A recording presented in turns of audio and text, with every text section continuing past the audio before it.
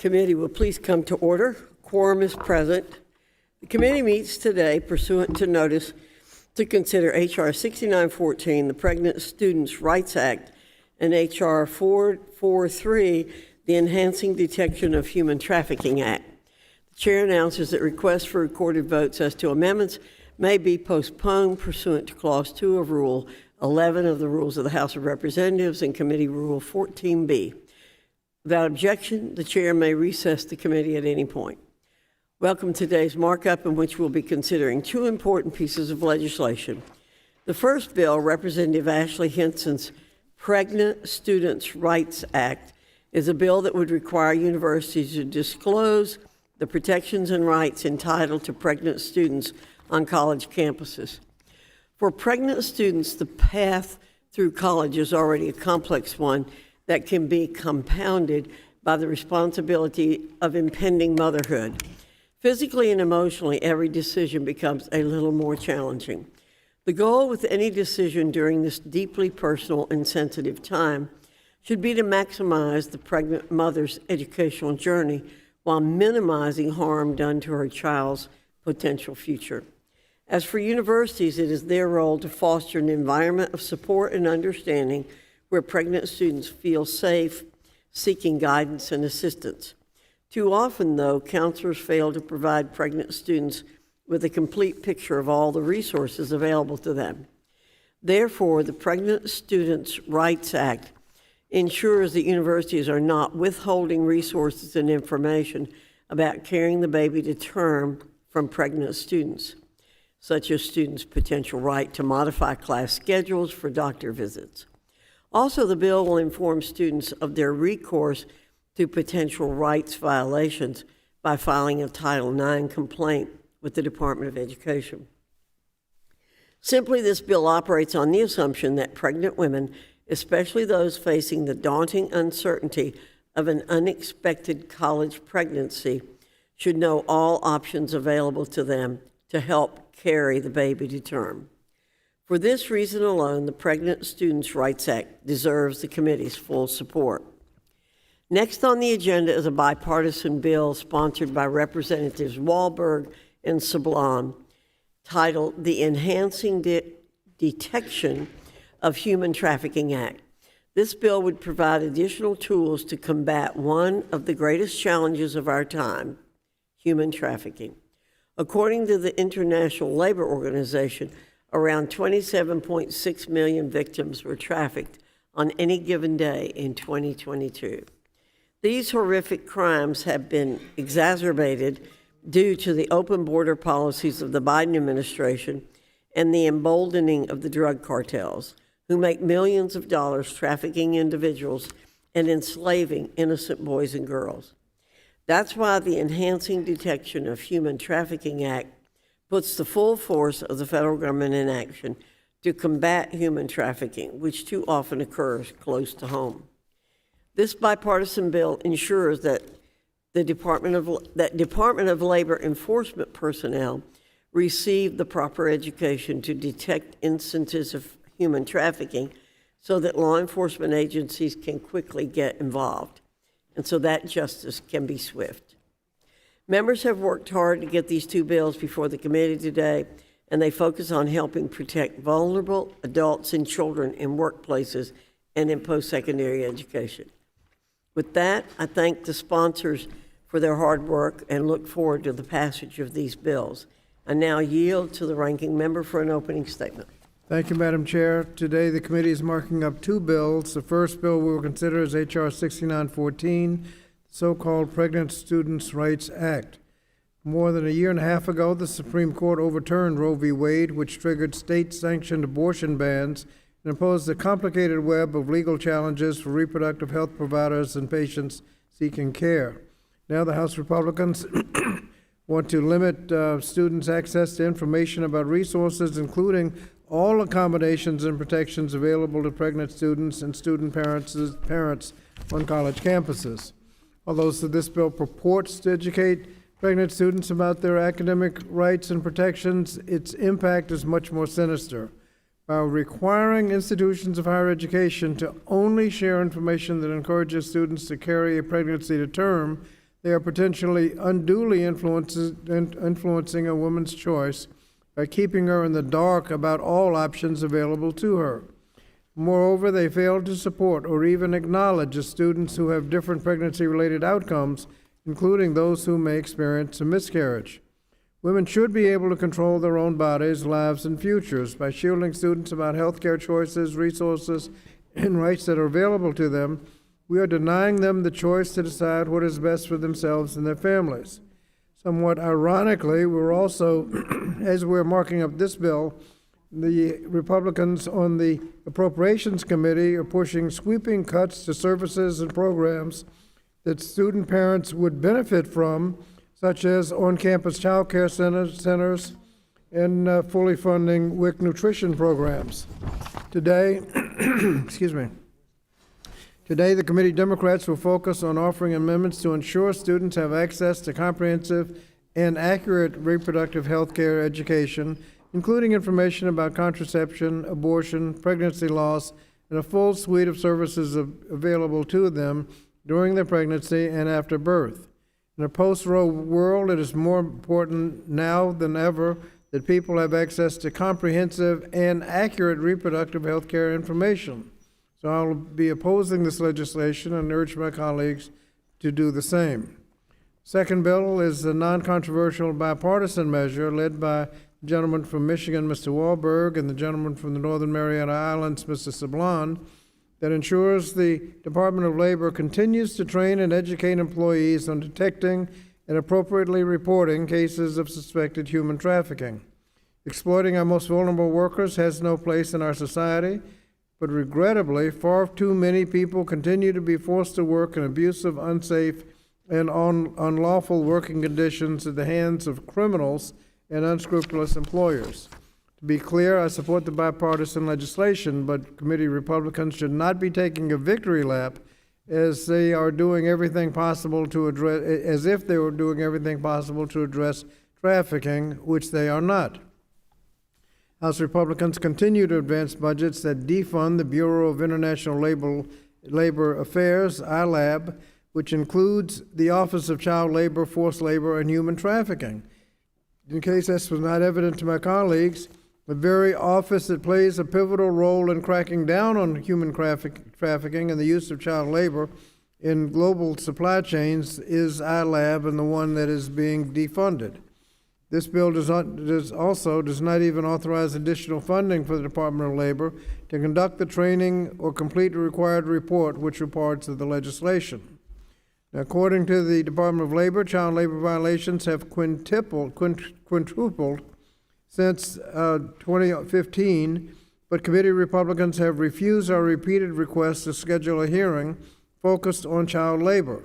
Meanwhile, Republican state legislators all over the country continue to roll back child labor protections.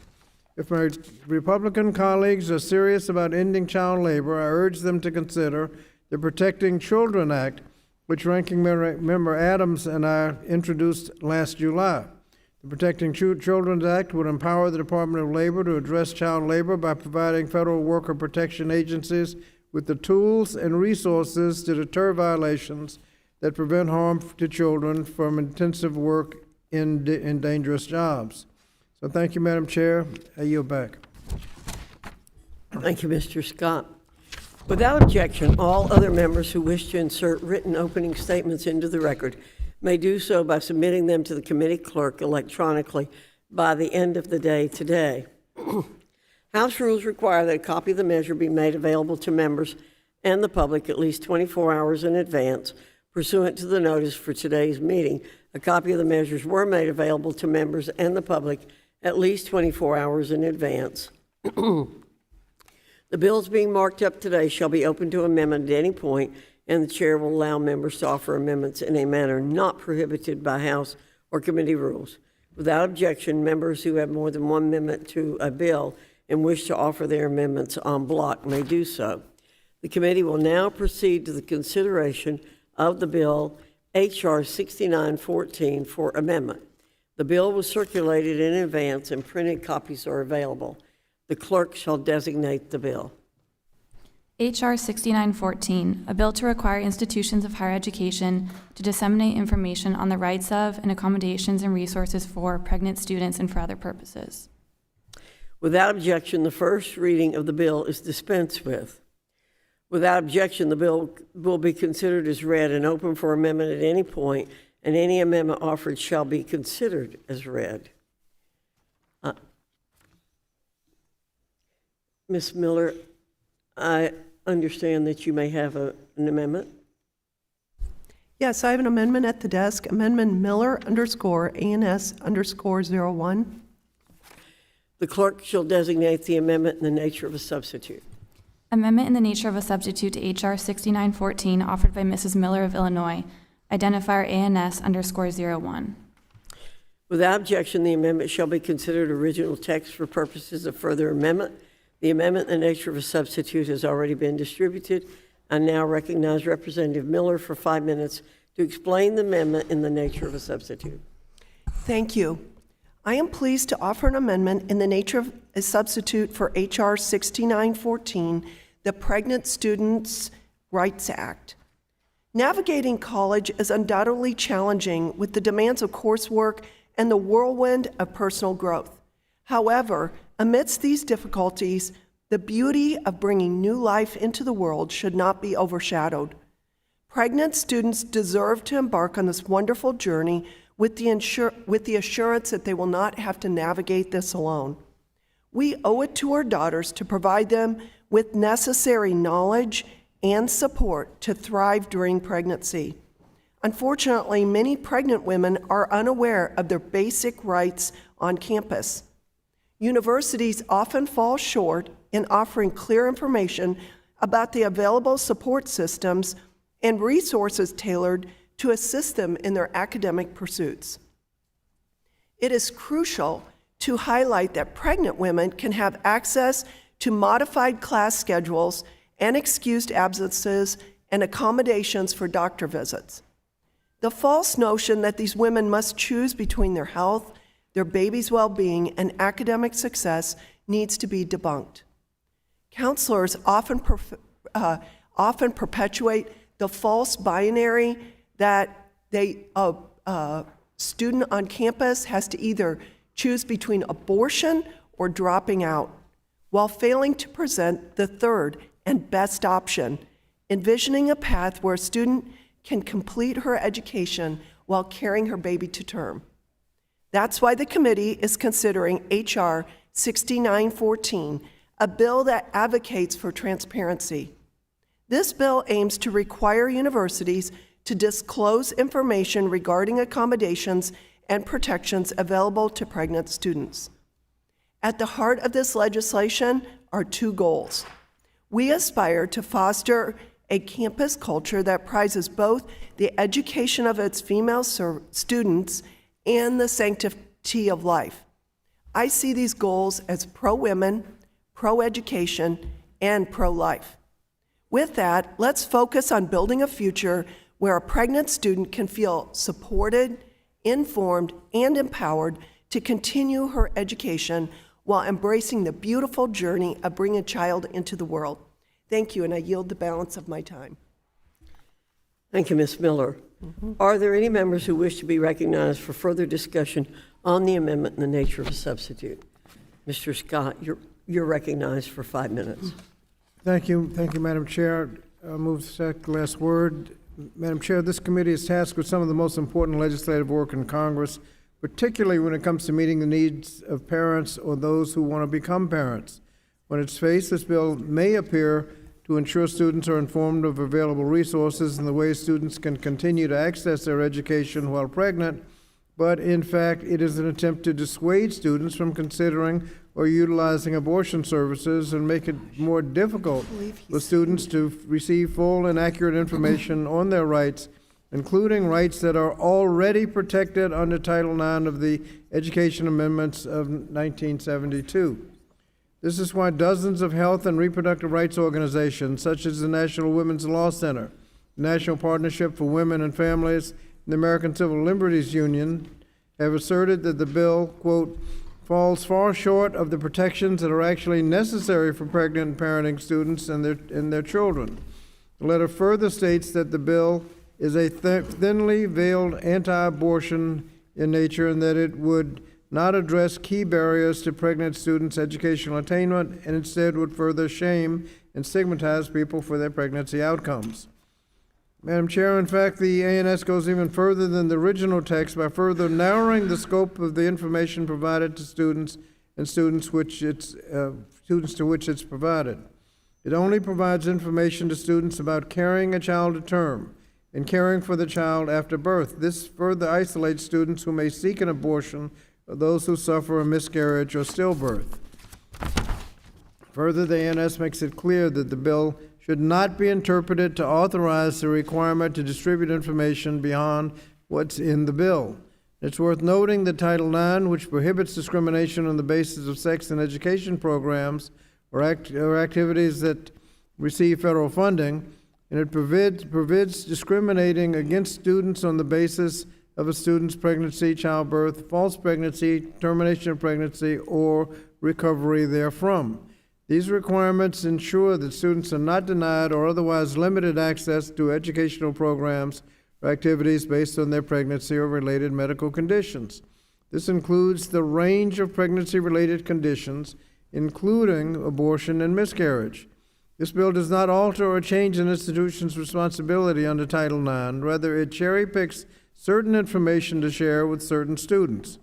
Committee Democrats remain committed to ensuring that all students, including those who choose to become parents, are set up for educational success, and much more needs to be done to support the financial security of our nation's students.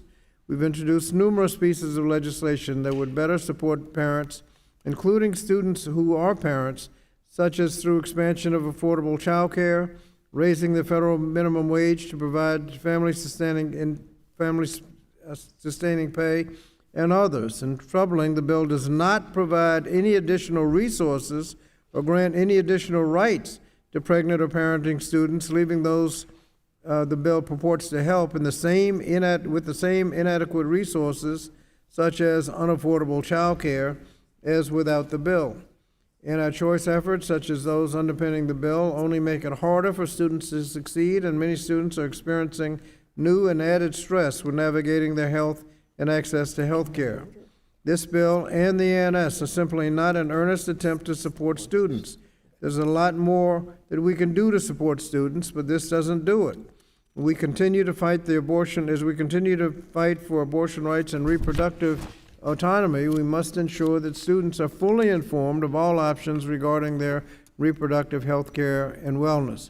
So I oppose the amendment as well as the underlying bill and yield back the balance of my time. Thank you, Mr. Scott. Anyone else wish to be recognized? Ms. McBath, you're recognized for 5 minutes. Thank you so much. Chairwoman Fox, thank you very, very much. I move to strike the last word. And thank you, Ranking Member Scott, as well, and to your staff for hosting today's markup. Today's bill, the Pregnant Students' Rights Act, is unfortunately not a bill about protecting pregnant and parenting students or improving outcomes at all.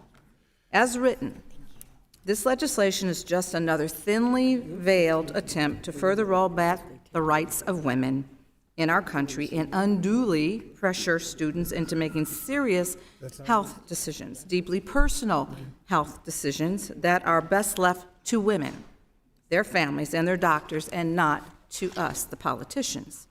Instead, we could be spending this time here today considering legislation that will actually support pregnant and parenting students.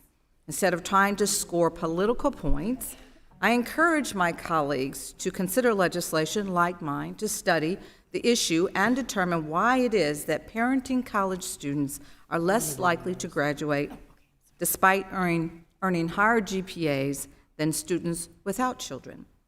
We should not leverage the very real needs of students and their children against the highly polarizing and personal topics of reproductive rights and abortion. In November, I introduced the Understanding Student Parent Outcomes Act of 2023 with my friend and colleague from North Carolina, Deborah Ross. It would help us identify and establish best practices to improve graduation rates and to help pregnant and parenting Americans to stay in school.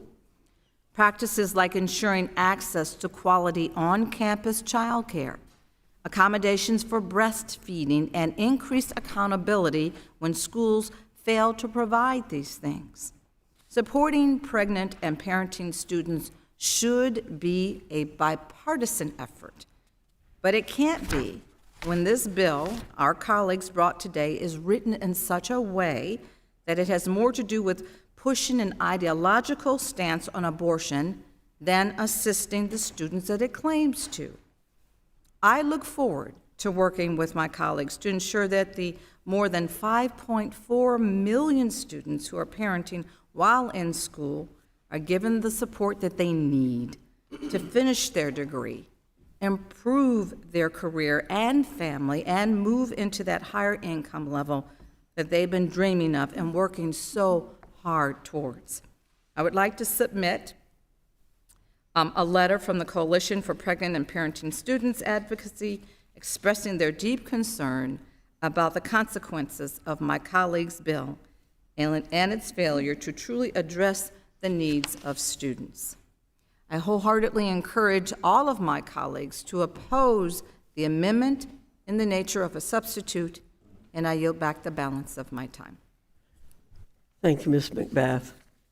I'd like the members to know I am recognizing you in the order I was given by the Minority Council. Ms. Adams, you're recognized for 5 minutes. Thank you, Madam Chair. I move to strike the last word. You're recognized for 5 minutes. Today, I rise in opposition to the Pregnant Student Rights Act. Under this legislation, institutions of higher education would be required to disseminate information to prospective and current students on their rights during pregnancy. The rhetoric around this bill is that women in college face pressures to abort their child by these institutions that simply is unfounded. This is nothing more than an attack on the rights of women to control their own body and to seek an abortion if they choose. The late Supreme Court Justice Ruth Ginsburg said it best. A woman's right to choose is something central to a woman's life and to her dignity. When the government controls that decision for her, she's being treated as less than a full adult human being responsible for her own choices. As a mother and a grandmother, I am appalled that we live in a day and an age where members of Congress sit down and decide that a woman shouldn't be educated or provided the necessary resources to make personal medical decisions, including terminating a pregnancy. As a former professor at Bennett College in North Carolina and a women's college, I'm disappointed that what's top of mind for the majority of members of this Congress is what they do with their bodies, what women will do with their bodies. College is a very busy and delicate time for any student, with extremely consequential decisions for their futures to make nearly every day. Classes, clubs, papers, and projects. We set them loose, task them with making the biggest decisions of their lives, and we tell them that they are adults, who we are able to decide that they shouldn't or should have an abortion. I've seen firsthand the impacts that pregnancies and parenting can have on students. Regardless of your personal feelings about abortion, they have and deserve the right to all available resources. Every year, more than 2 women between 18 and 24 become pregnant, and statistics show that 26% of undergraduate students are raising children today. Many of these same students struggled with access to other reproductive care, including contraception and safe maternal health care services. Many college students nationwide lack access to a full range of contraceptives on campus. Policy measures such as enhancing reproductive health services at student health centers or increasing contraception availability directly through pharmacies will improve access for college students and actually reduce the number seeking abortion. Requiring that all information be provided except abortion services denies students their reproductive autonomy and can have negative consequences if they are unable to access the abortion care they need, according to a study by Turnaround. These are the conversations that we need to have. Since becoming a member of Congress, I have dedicated myself to protecting the rights of women, and that's why, as co-chair of the Black Maternal Health Caucus, I've worked to maintain bodily autonomy for Americans and to educate women on their options. They deserve the ability to choose. Research has shown that when abortion is banned or restricted, the number of abortions does not decrease. Abortions just move underground. You know, this increases the risk both of unsafe procedures and that people will be reported to police or prosecuted for suspected abortions. The rate of unsafe abortions is nearly 45 times higher in countries with highly restrictive abortion laws than in countries where abortion is legal and unrestricted, according to Human Rights Watch. Access to true reproductive care is fundamentally linked to protecting and upholding human rights. I applaud the efforts of the Biden administration and the Department of Education for their work on addressing these issues. The department, specifically the Department of Education's Office for Civil Rights, which my Republican colleagues have attempted to defund. After the Dobbs decision, the department issues guidance to students and schools to reinforce protections for pregnancy and related medical conditions. This bill is just another attempt to attack the rights of our students. They're provided with resources on sex education, contraceptive, and their options, whether that's abortion, parenting, or adoption. So as members, we should respect, we should protect and fulfill human rights, including those concerning sexual and reproductive health and autonomy. This bill is anti-choice, it's anti-student, it's anti-people, and I urge my colleagues to vote no on this legislation. I yield back my time, Madam Chair. Ms. Bonamici, I recognize you for 5 minutes. Thank you, Madam Chair. I move to strike the last word and speak in opposition to the amendment in the nature of the substitute and the You're underlying bill. recognized for 5 minutes. This legislation requires institutions of higher education to distribute information about some of the rights of and accommodations for pregnant students. I oppose this bill because, among other reasons, what is required is incomplete and biased because it does not provide information about comprehensive family planning resources and a full range of reproductive health care options for pregnant students. The bill requires that students get information about the protection they have against discrimination and a right to accommodation if they are pregnant while enrolled in an institute of higher education. But obviously, whether and when to have a child is a decision with lifelong consequences. If my colleagues want to encourage pregnancy and childbirth, I have some suggestions. Join us in making childcare affordable. Join us in supporting access to affordable health care and affordable housing. Expand the Children's Health Insurance Program. If you want to support pregnancies, then let's join the rest of the world in offering paid family leave. Work with us to close the maternal mortality rate, which is alarmingly high and actually rising in this country, especially for women of color. Shouldn't we tell pregnant students about that too? And I'll note that my colleague said when she introduced the ANS that she talked about what we owe to our daughters. Well, think about this, parents of sons. What if the person who impregnated the student is also a student? Shouldn't they get information about paternity responsibility and child support obligations? And my colleague also said the best option is for the student is to carry the pregnancy to term. Well, that might be true for some, but it certainly isn't for others, and it is not the decision of a member of Congress to make that choice for the student. Every pregnancy is different, and that's why the pregnant student should be making the decision about what is the best option for them. Finally, this bill threatens a loss of federal Title IV funding under the Higher Education Act, which would affect an entire student population. That's making low-income students pay for this bad policy. That's neither warranted nor fair. The intent of this bill is clear. It's another attempt to have politicians interfere in the intensely personal decision of whether and when to have a child, a decision that should be made only by the pregnant student and their healthcare provider, not by judges, and certainly not by members of Congress.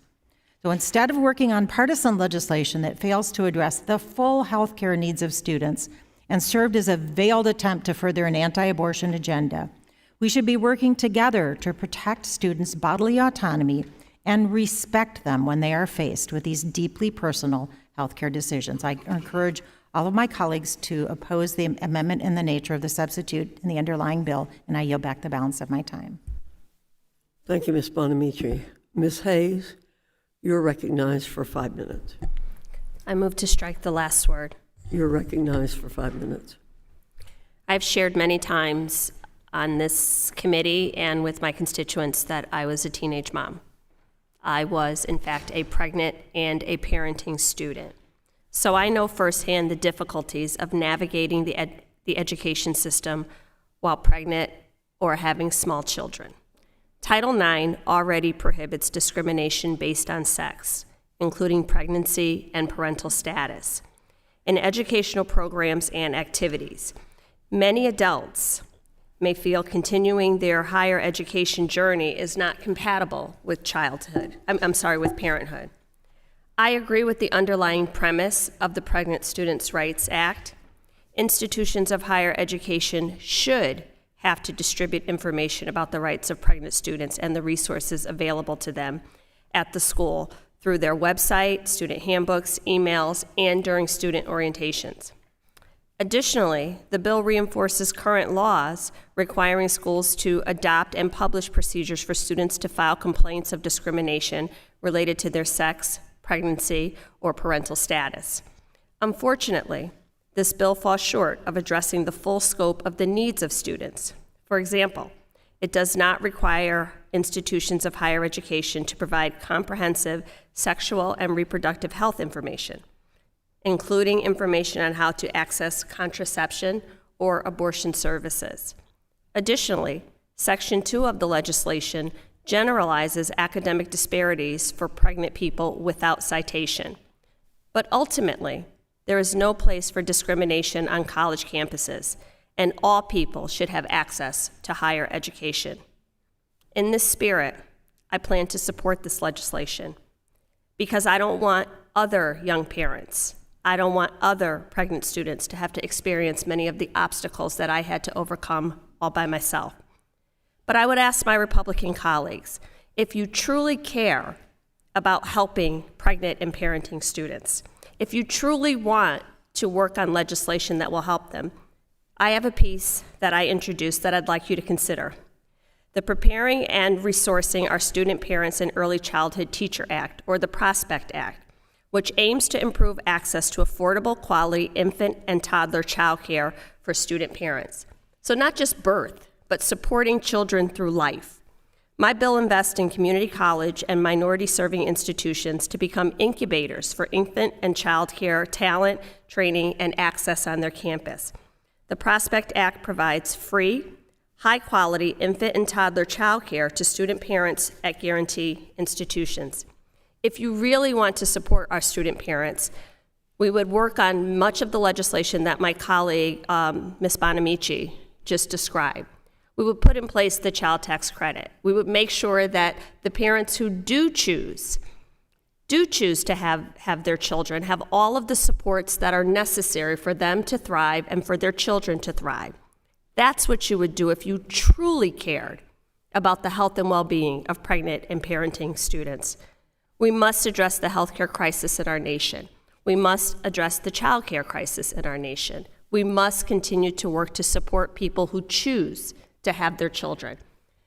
This bill is a thinly veiled attempt to pass anti-choice legislation.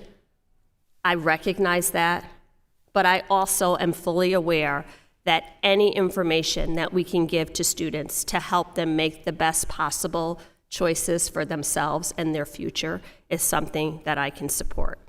Thank you. I yield back. Thank you, Ms. Hayes. Ms. Manning, you're recognized for 5 minutes. I move to strike the last word. You're recognized for 5 minutes. Thank you, Madam Chair. I am deeply disappointed that in today's markup, the majority has chosen to discuss, alongside a more reasonable bipartisan bill, a grossly partisan attack on reproductive rights.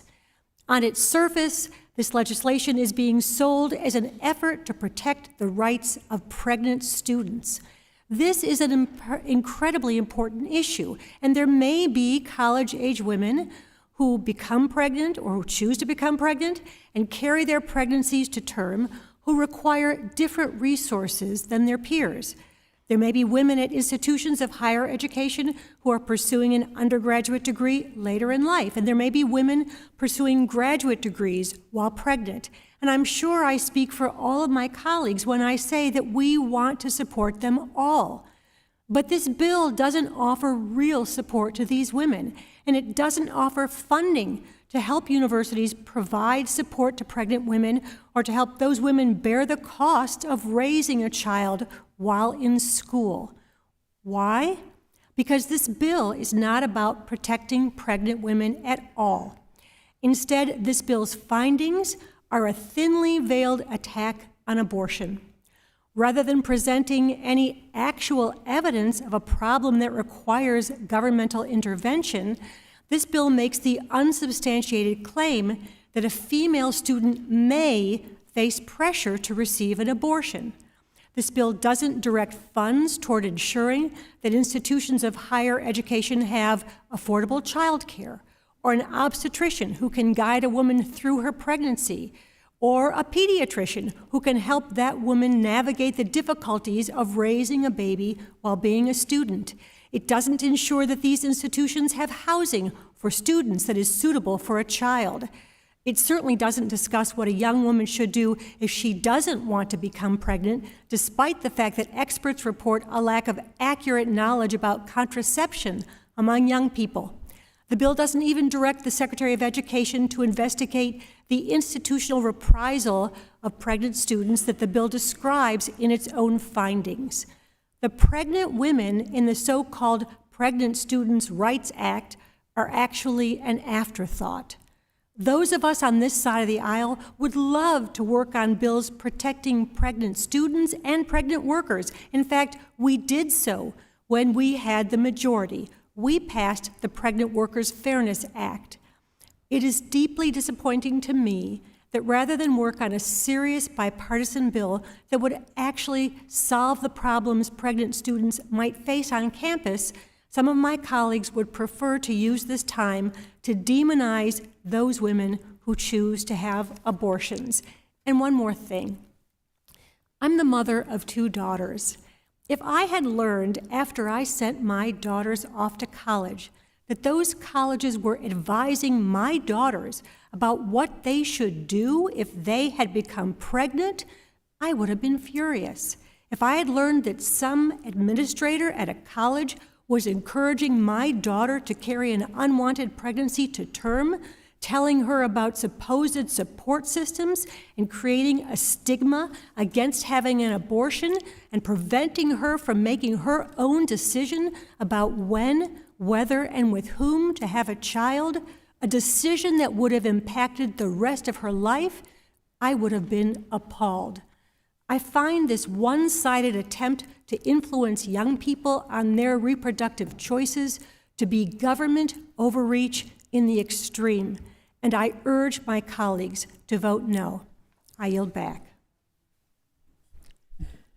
Thank you, Ms. Manning. There being no further discussion on the amendment in the nature of a substitute, the committee will move to consideration of amendments.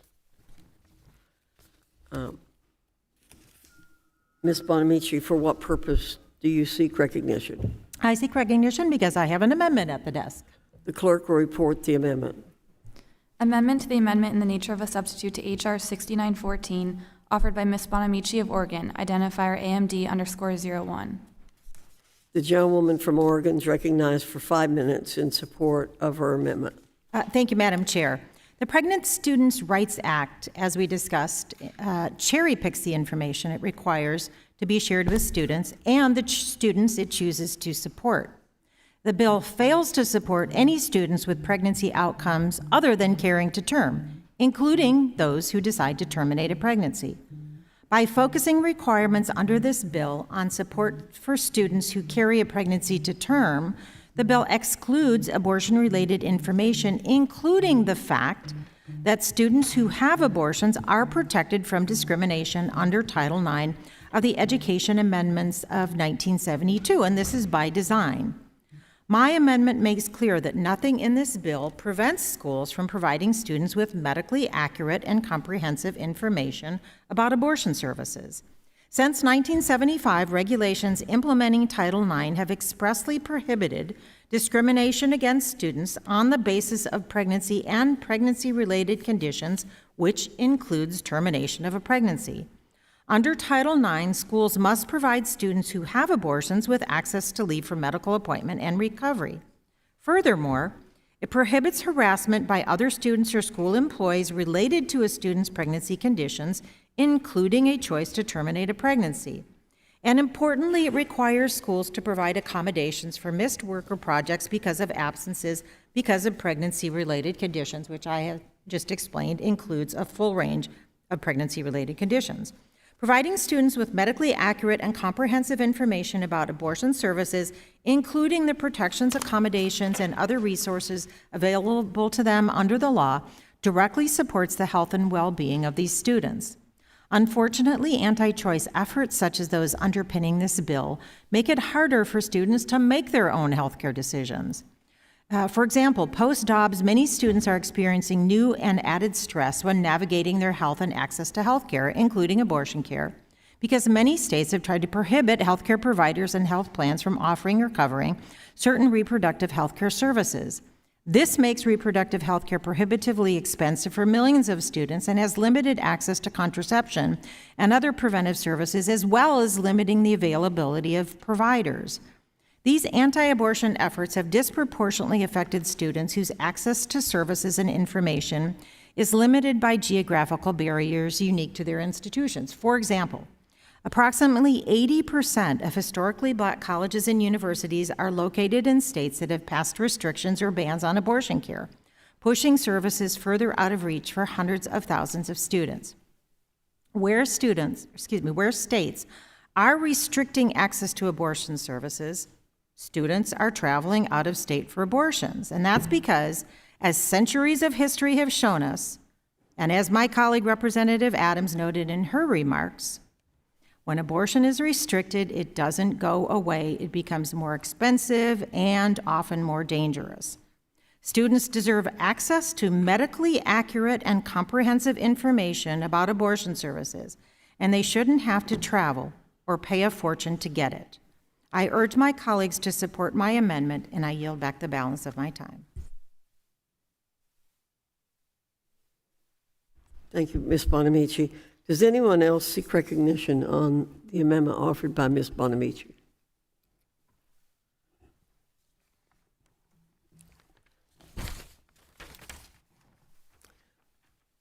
If not, the question on the amendment is on the amendment by the gentlewoman from Oregon, Ms. Bonamici. All in favor say aye. Aye.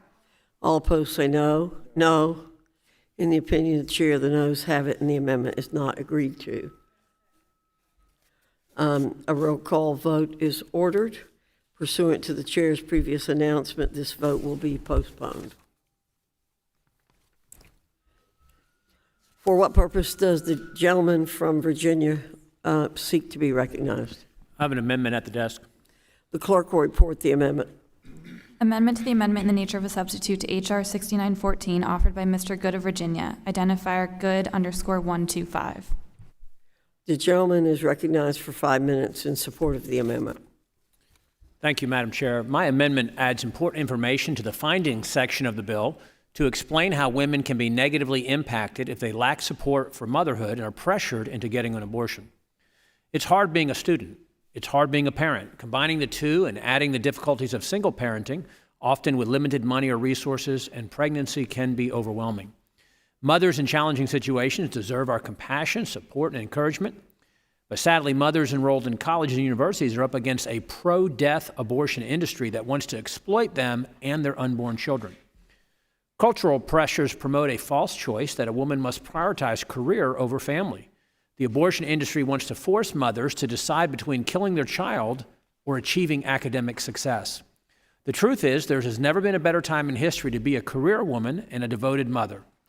There are laws that protect pregnant women from being discriminated against, flexible job options that work better for families, far more access to maternity leave, and abundant resources at pregnancy support centers to help women during pregnancy and after delivery. But the truth is that abortion is harmful to babies and to women.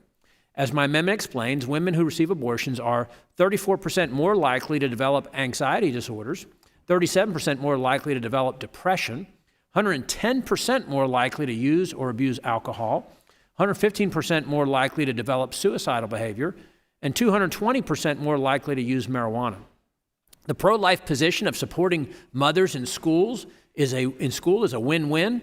When we support the mother's ability to finish her degree, we are investing in the American dream for the next generation.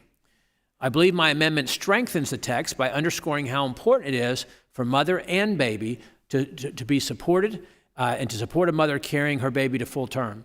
I hope my colleagues will vote in favor of my amendment, and I yield back. The gentleman yields back. Does anyone else seek recognition on the amendment? Mr. Scott, you're recognized for 5 minutes. Thank you, Madam Chair. I move to strike the last word. You're recognized for 5 minutes. First, Madam Chair, I've heard a couple of times that it set up a false choice that you either have to get an abortion or complete your studies. That is something that's made up on the Republican side and not anything that's suggested on this side.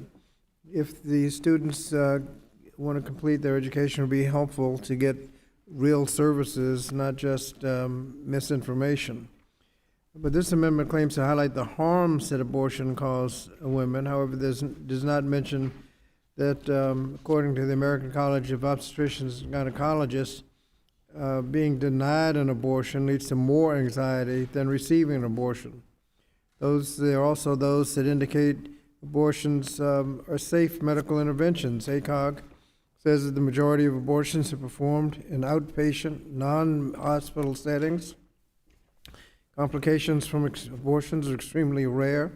And in those few occasions where complication does occur, the complications are minor and easily treatable with follow-up procedures or antibiotics. ACOG also disproved the myth that those receiving abortions are more likely to get breast cancer. They said there is no causal link between breast cancer and abortion.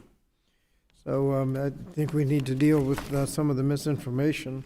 Reality is the bill does nothing. Excuse me.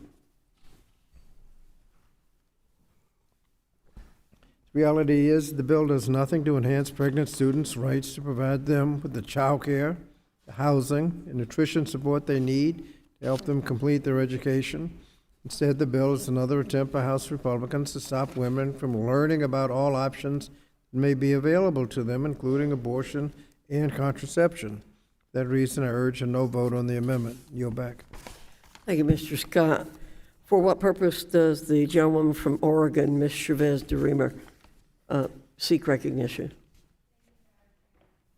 Thank you, Madam Chair. It's true that abortion sometimes is presented as the only choice. The gentlewoman's recognized for 5 minutes. Pardon me. Thank you. It's true that abortion sometimes is presented as the only choice for unplanned pregnancies, adding to the trapped feeling which hits the moment a young woman's test reads positive when they were praying desperately for negative. The bill we're considering today is about lifting at least some of the weight those women bear, requiring their universities to provide information about resources for carrying a pregnancy to term. Pregnancy is beautiful but grueling, and doing it without a plan or alone adds a sense of defeat more intense than can be put into words. Students having access to resources for their pregnancies isn't just about abortion. It means telling students which obstetricians, gynecologists their insurance covers, or how to navigate things if they're uninsured. It means finding a pediatrician before your child is born for those early visits. It means being shown how to get on wait lists for child care centers. It means information about your degree process or NC2A eligibility if you choose to take time away from school. This amendment being offered by Congressman Good brushes aside those realities and countless others by turning this into something only about abortion. It ignores the full picture.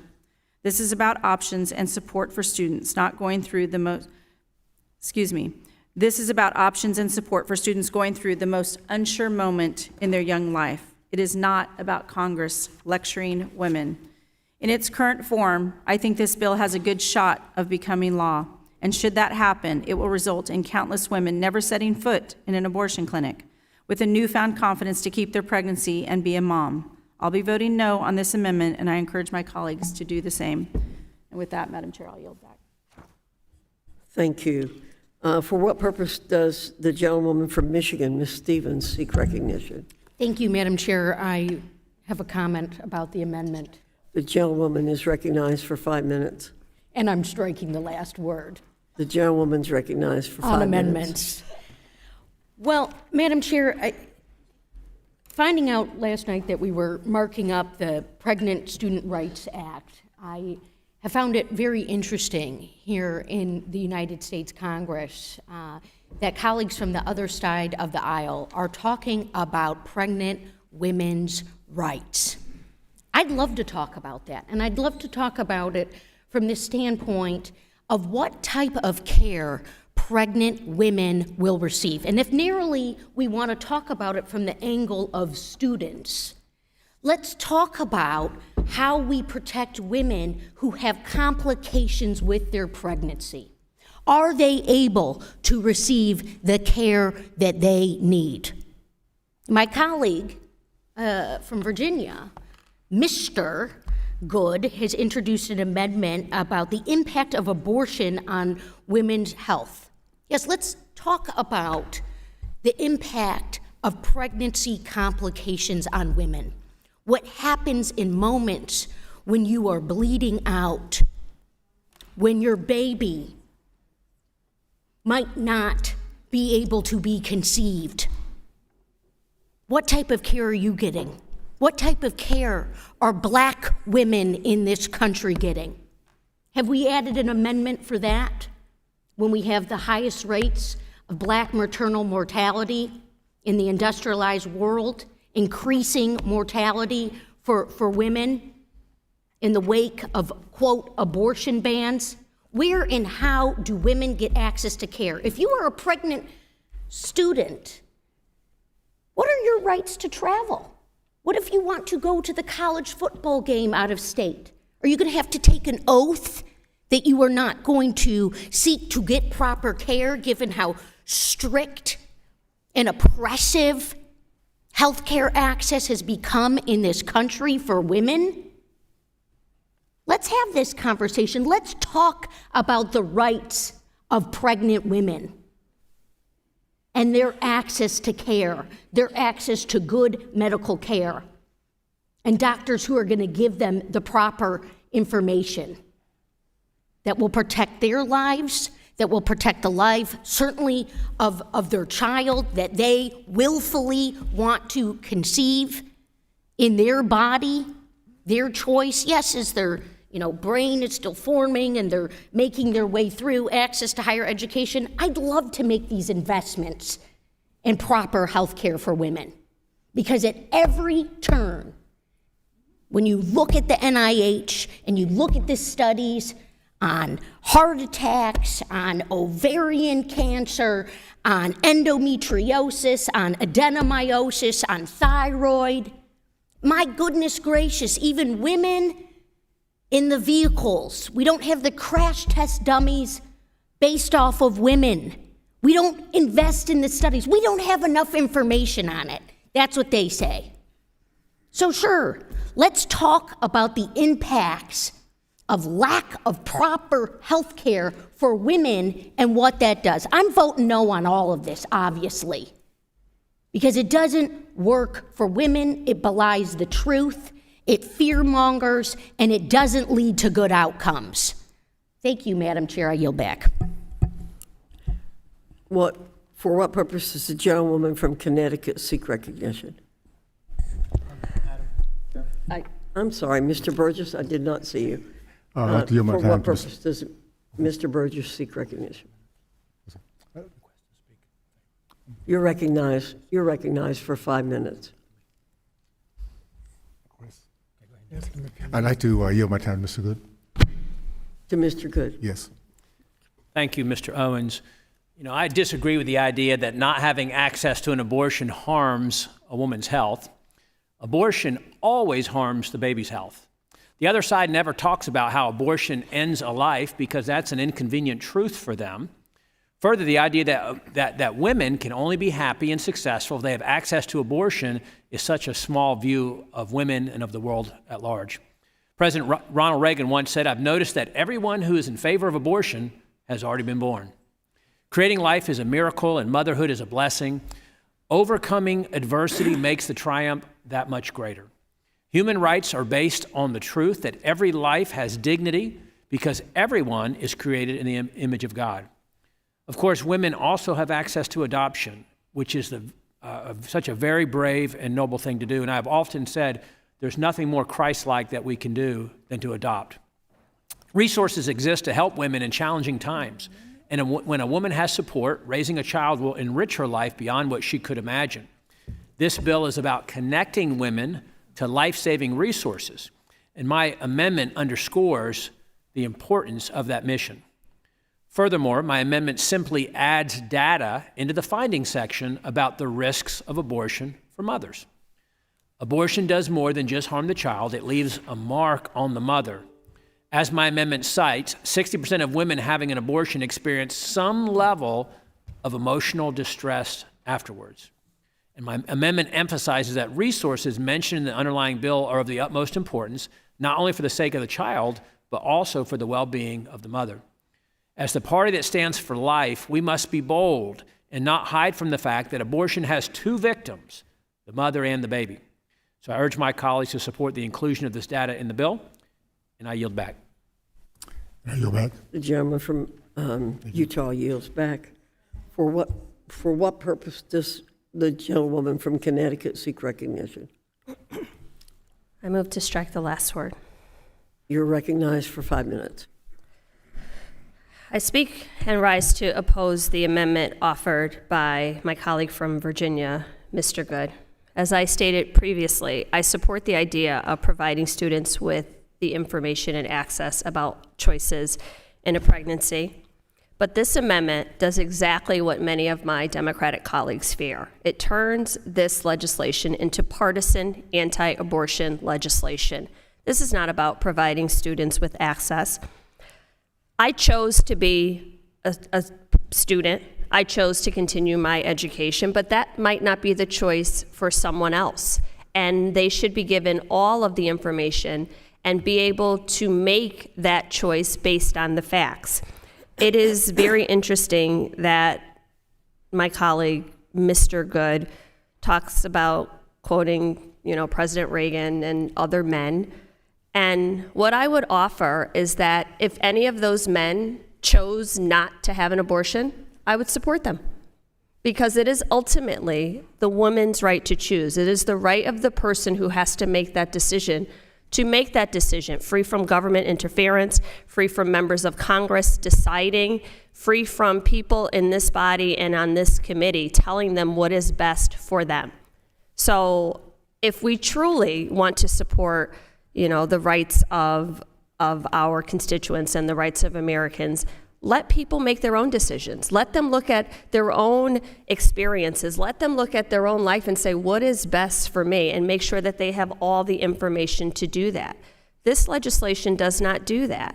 And what I really tried to view as a good faith effort to make small steps and on this issue, what I really tried to sit with and say, while I don't agree with every part of this legislation, the idea that students should be given information is not a bad idea. This makes it very difficult because it's going down a rabbit hole of making this about pro-birth, of making this about checking off a box on a very extreme agenda to force women to have children that they may or not be ready for. What we need to do is support our pregnant and parenting students and provide them with all of the options and not force them into, I think the word was the Christian thing to do. Well, that doesn't work for everybody. That's not everybody's choice. That's not the way everybody makes their decisions, and it's not up to this Congress to decide that and make those decisions for people. So I urge my colleagues to oppose this amendment, and I'm trying really, really hard to continue to support the overall bill and move in good faith to say, well, it is a step towards providing information, but these amendments in nature of a substitute are making it really hard to do that. With that, I yield back. Thank you. For what purpose does Mr. Wahlberg seek recognition? Thank you, Madam Chair. I yield time to Mr. Good from Virginia. Mr. Good's recognized for 5 minutes. Thank you, Mr. Wahlberg and Madam Chair. You know, since someone on the other side mentioned the racial disparity and the impact of abortion, I certainly agree with that. Abortion disproportionately affects minority communities. Black babies are 3.4 times more likely to be aborted than white babies in this country. An estimated 19 million black babies have been killed by abortion since 1973. Let me repeat that. An estimated 19 million black babies have been killed by abortion since 1973. Minorities have been the unwitting victims of a hidden racist agenda of the abortion industry for more than 50 years. All the more reason to support women, to support mothers, and to support them in their efforts to choose life. And I yield back. Mr. Wahlberg yields back. Ms. Bonamici, for what purpose do you Move seek to strike recognition? the last word. You're recognized for 5 minutes. Thank you. I strongly oppose this amendment for many reasons. I know my colleague from Connecticut just mentioned the comment about the Christian thing to do. I just note that not everyone is Christian. I want to make sure that our committee is making very sound policy decisions, as we should be doing as members of Congress, and reiterate again my point that it is not our role as members of Congress to make intensely personal decisions for pregnant college students. We certainly don't want to force anyone to get an abortion, but it sounds like my colleagues want to force everyone to bear a child, which is a tremendously consequential decision that, again, needs to be made by the pregnant college student, not by us as members of Congress. But I wonder if the sponsor of the amendment would yield to a question? Representative Good, would you yield to a question? Yes, ma'am. You cited some statistics, not only in your amendment, but now just in your oral remarks. Could you please let the committee know the basis of and the source of the statistics that you're putting in your amendment and that you mentioned in your comments? Are they from a single place or various scientific journals, medical journals? I yield for a response. If the gentlelady will bear with me for a moment, I do have the source.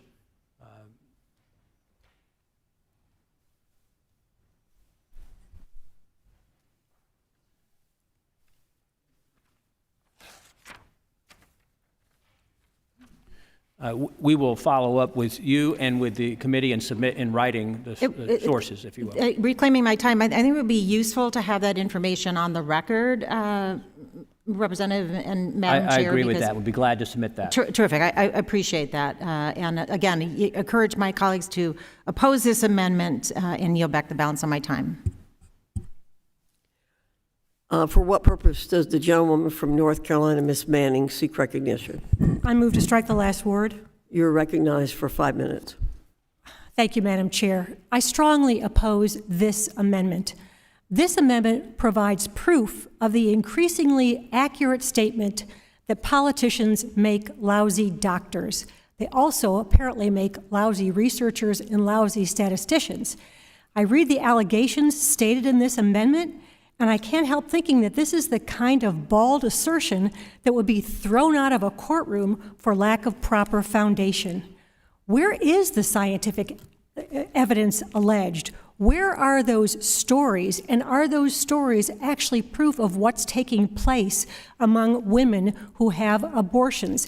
And where is the other side of the story? Where is the proof of the damage done to women who are unable to obtain abortions, or women who are unable to obtain the kind of miscarriage care they need, like Ms. Cox of Texas, a case that we all read about with horror in the recent newspapers. Our job here is not to pass legislation that's full of unsupported assertions presented as facts without actual support. Let's not present one-sided allegations in our legislation. Let's not fill the CFR with unsubstantiated allegations that parades as data and actual facts. Let's have a real discussion about the support pregnant women need if that's what this bill is actually about. I echo the question raised by my colleague, Representative Bonamici. If this is a real issue, let's have a real discussion with the facts in front of us. I urge my colleagues to vote no, and I yield back. Is there further debate on the amendment? If not, the question's on the amendment by the gentleman from Virginia. All in favor say aye. Aye. All opposed, no. In the opinion of the chair, the ayes have it, and the amendment is agreed to.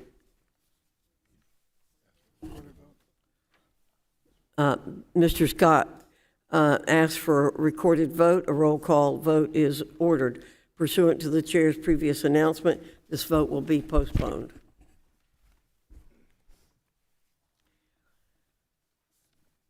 For what purpose does the gentlewoman from North Carolina, Ms. Manning, seek recognition? Madam Chair, I have an amendment at the desk. The clerk will report the amendment. Amendment to the amendment in the nature of a substitute to H.R. 6914 offered by Ms. Manning of North Carolina. Identifier AMD_02. The gentlewoman is recognized for 5 minutes in support of the amendment. Thank you, Madam Chair. This bill that we're discussing today has a major flaw which my amendment would fix. The bill focuses on providing information to students who become pregnant and decide to carry the pregnancy to term. But it does nothing to ensure that students have the knowledge and the ability to avoid unwanted pregnancies. If we really care about avoiding abortions, which is the real intent of this so-called Bill of Students' Rights, then information about contraception should be readily available to college students. My amendment ensures that institutions of higher education are able to share medically accurate and comprehensive information about sexual and reproductive health services, including contraception. Contraception is a basic health care that everyone should have the right and ability to use. Ensuring that students have access to medically accurate and comprehensive information about how to avoid pregnancies is vital to students, to keeping them safe, to keeping them healthy, and to keeping their mental health intact. Providing information to students so that they can access birth control helps students plan their futures. It helps them continue their education. It helps them work toward economic security. The Affordable Care Act helped contribute to a 30-year low in the rate of unintended pregnancies. Yet we are on the verge of reversing that accomplishment with unprecedented attacks on women's reproductive rights. 84% of voters support access to birth control at any time and with no restrictions. And nearly 8 in 10 voters, 78%, see contraception as a basic healthcare right for women. Yet we continue to face rollbacks in access to contraception and other basic reproductive services, including safe and legal abortions. Removing barriers to birth control so that people can plan, space, and prevent pregnancies helps women in their ability to pursue an education, their ability to prepare for and obtain a good job and pursue a successful career. We know that access to birth control is linked to women's greater educational and professional opportunities and increased lifetime earnings. We should not silence schools and their ability to provide information about sexual and reproductive health care services. If we really care about students, we should make sure they have access to contraception. Adolescents and young adults have high rates of unintended pregnancy. A 2016 study found that young adults with low incomes, women of color, and college-age adults had a particularly high rate of unintended pregnancy when compared to other groups.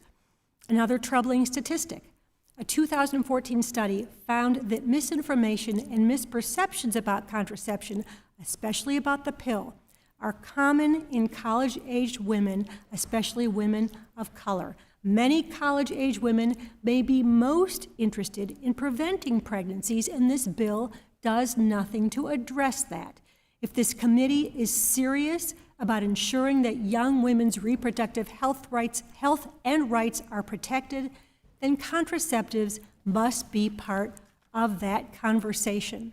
I think this amendment makes an important contribution to the health and well-being of our students and our students' rights. I urge the adoption of this amendment, and I yield back the balance of my time. Is there anyone who wishes to speak on the amendment by Ms. Manning? I recognize myself for 5 minutes. I must reluctantly oppose the amendment.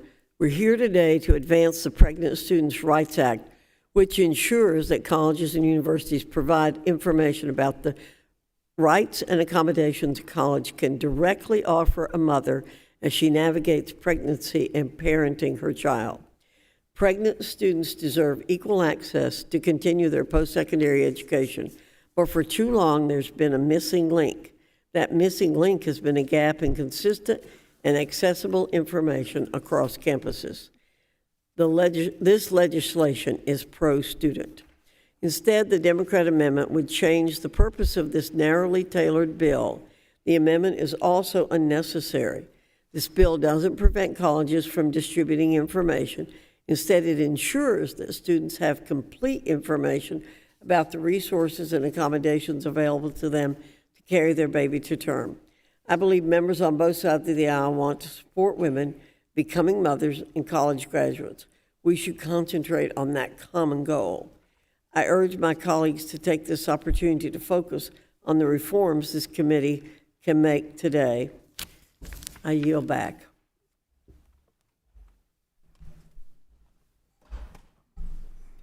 Mr. Scott, you're recognized for 5 minutes. Thank you, Madam Chair. I rise in support of the amendment and just want to emphasize the fact that we must ensure that institutions are sharing information that is medically accurate and comprehensive. Having access to this information is vital to keeping students safe and healthy and helps them plan for their future and plan for their economic security. As my colleague mentioned, the Affordable Care Act has already helped contribute to a 30-year low in the rate of unintended pregnancies.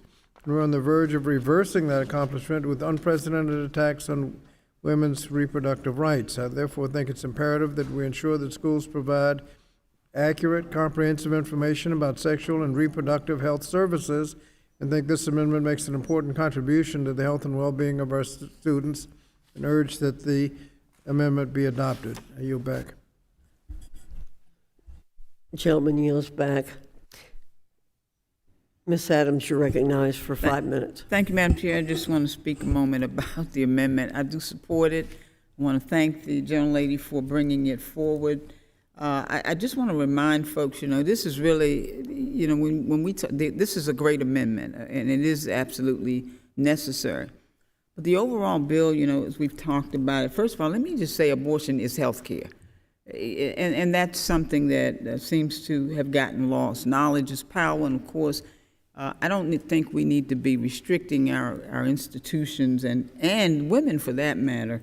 I do think that what has been provided and is provided in the affordable health care is certainly something that we need to continue, and all of these attempts that we seem to be making to abort that, to get rid of the Affordable Care Act, to make decisions for women. I just never understood why we don't have these kinds of discussions about what men ought to do with their bodies.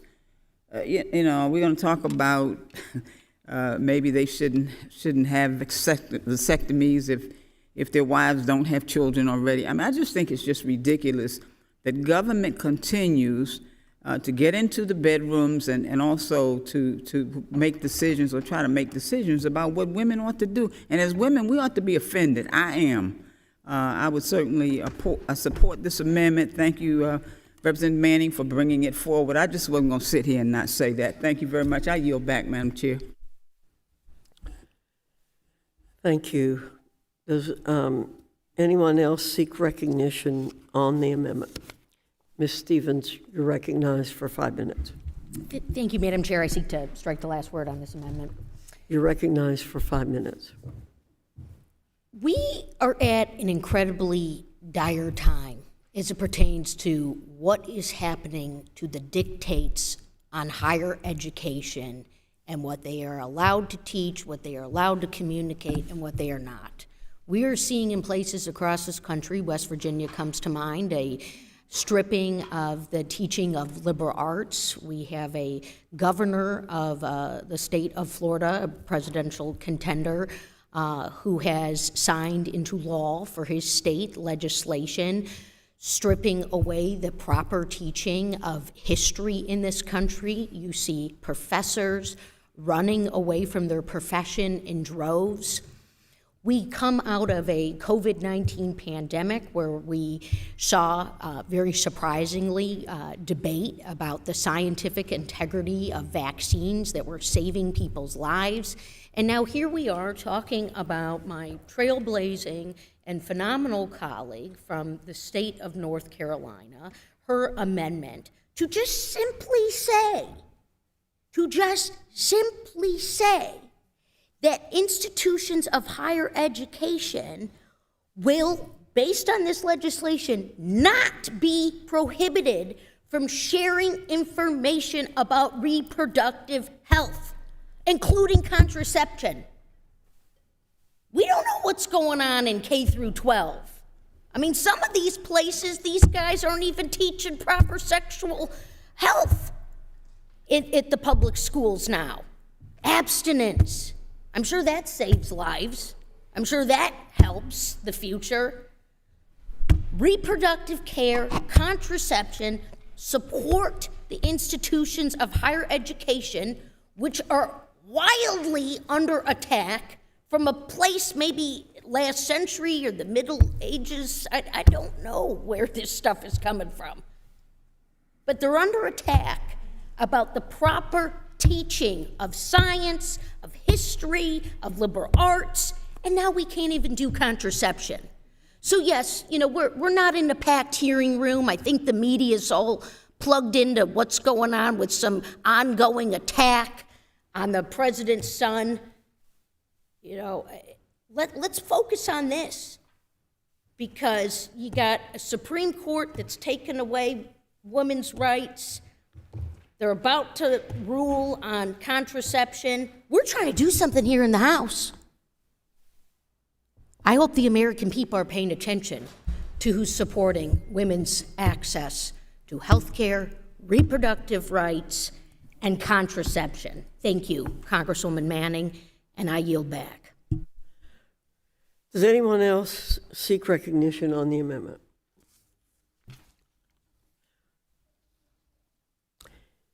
If not, the question is on the amendment by the gentlewoman from North Carolina. All in favor say aye. All opposed say no. No. In the opinion chair, the noes have it, and the amendment is Madam not Chair, I agreed to. seek a recorded vote. In roll call vote is ordered pursuant to the chair's previous announcement. This vote will be postponed. For what purpose does the gentlewoman from Washington seek recognition? Madam Chair, I have an amendment at the desk. The clerk will report the amendment. Amendment to the amendment in the nature of a substitute to H.R. 6914 offered by Ms. Jayapal of Washington, identifier AMD_04. The gentlewoman is recognized for 5 minutes in support of the amendment. Thank you, Madam Chair. This bill is a thinly veiled attempt by anti-abortion Republicans to pressure students out of deciding to have abortions. Supporters of the bill claim they want to support pregnant students But these same people oppose almost all the resources and support that would enable a student parent to thrive. My amendment would require schools to provide information on programs that support pregnant people and children, including Medicaid, SNAP, Title X, Title X family planning programs, and the Special Supplemental Nutrition Program for Women, Infants, and Children, also known as WIC. Not only have Republicans failed to mention these programs in the bill, but they've also tried to cut or end them. So far in this Congress, Republicans in the House voted to slash funding for WIC, to eliminate tens of thousands of child care assistance slots, and proposed cutting Medicaid funding by 28% over the next 10 years.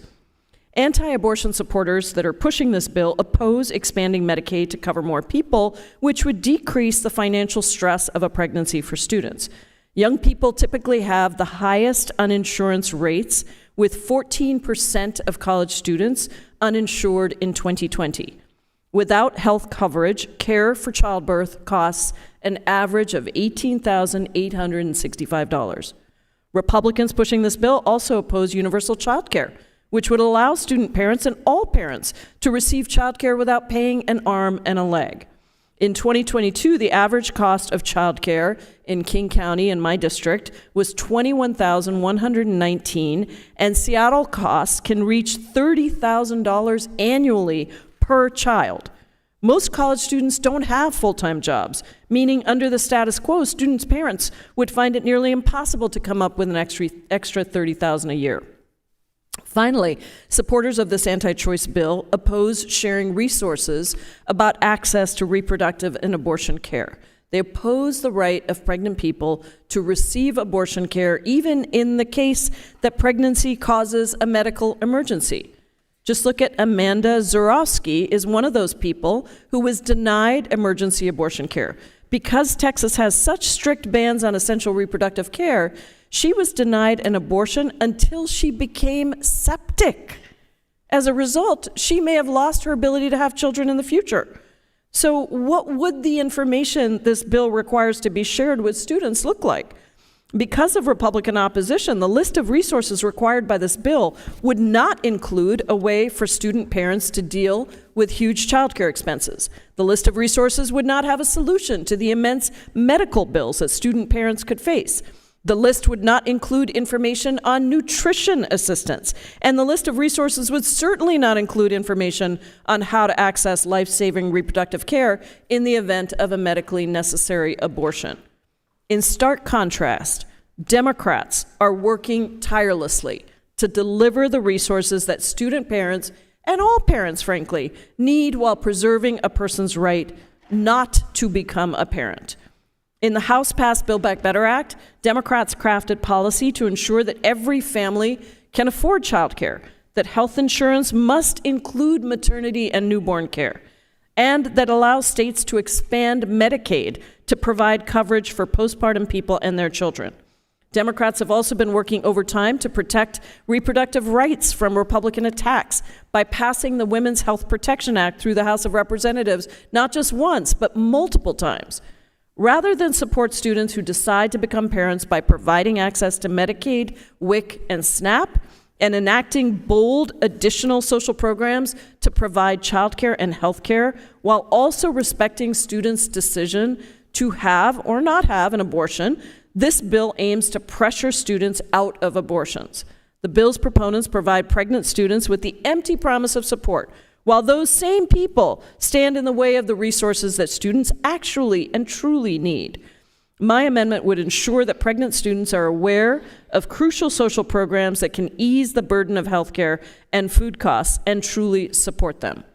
As one of the 1 in 4 women in America who has had an abortion, I'm grateful that I had access to information and to a doctor so that I could make the best decision for me, my health, and my family.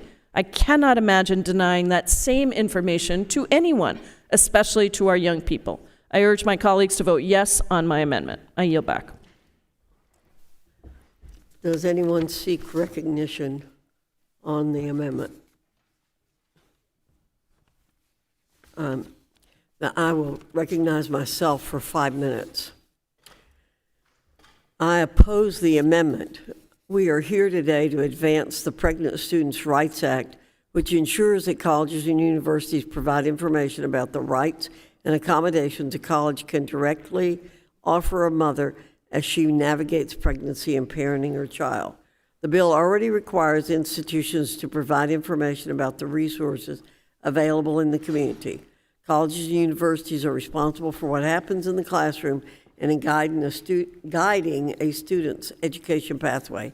Colleges and universities have control to approve altered class schedules, excused absences, and guidance at their health centers. This is vitally important information pregnant college students need to know. I urge my colleagues to take this opportunity to focus on the reforms this committee can make today. Thank you, and I yield back.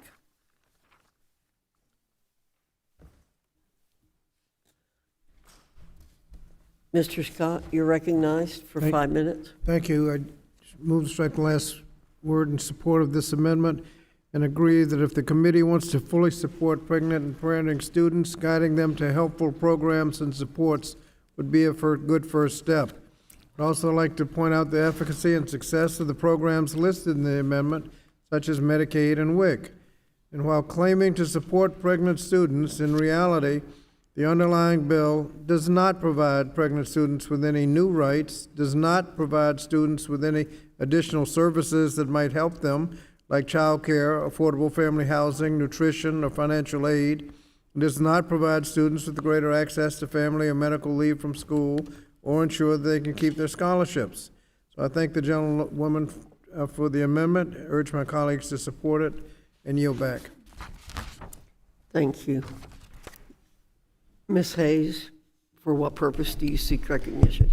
I'd like to speak on the amendment. You're recognized for 5 minutes. Thank you. I move to strike the last word. When we first started discussing this, I referred to it as a thinly veiled anti-abortion legislation. It is not that thinly veiled anymore. And I applaud my colleagues for offering amendments that will actually make this anti-abortion legislation. Amendments that will help when women are faced with the critical choice of what decision they have to make. That decision will be easier for them to choose to the path of motherhood because they have a supportive community around them, because they have affordable housing, because they have WIC and nutrition programs, because they have childcare, because they have all of the things that weigh on a woman when she is making that decision. So if my colleagues truly want to make this about making it anti-abortion legislation, let's make the decision easier for young girls, for young students, for young women who have to make that choice and are often making it alone without the resources that would be available to raise a child, not just birth a child. So I appreciate my colleague, Representative Jayapal, for introducing this amendment, for making sure that as students are making this choice of whether or not to have a child, that they could say ultimately, I don't have to worry about how I'm going to feed this child because these are the programs that are available to me. It's not just about picking a class schedule. Newsflash. That is not the only thing that pregnant students have to worry about, is the availability of classes when they're making the choice of whether or not to have a child.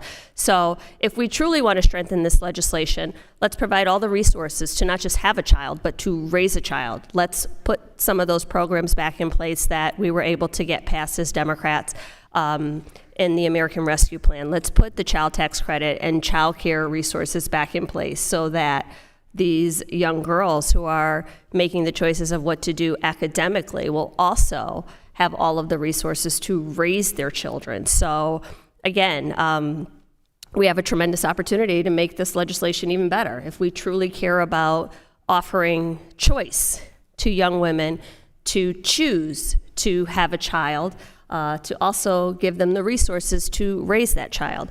I support this amendment and I encourage my colleagues to do the same. Thank you, and I yield back.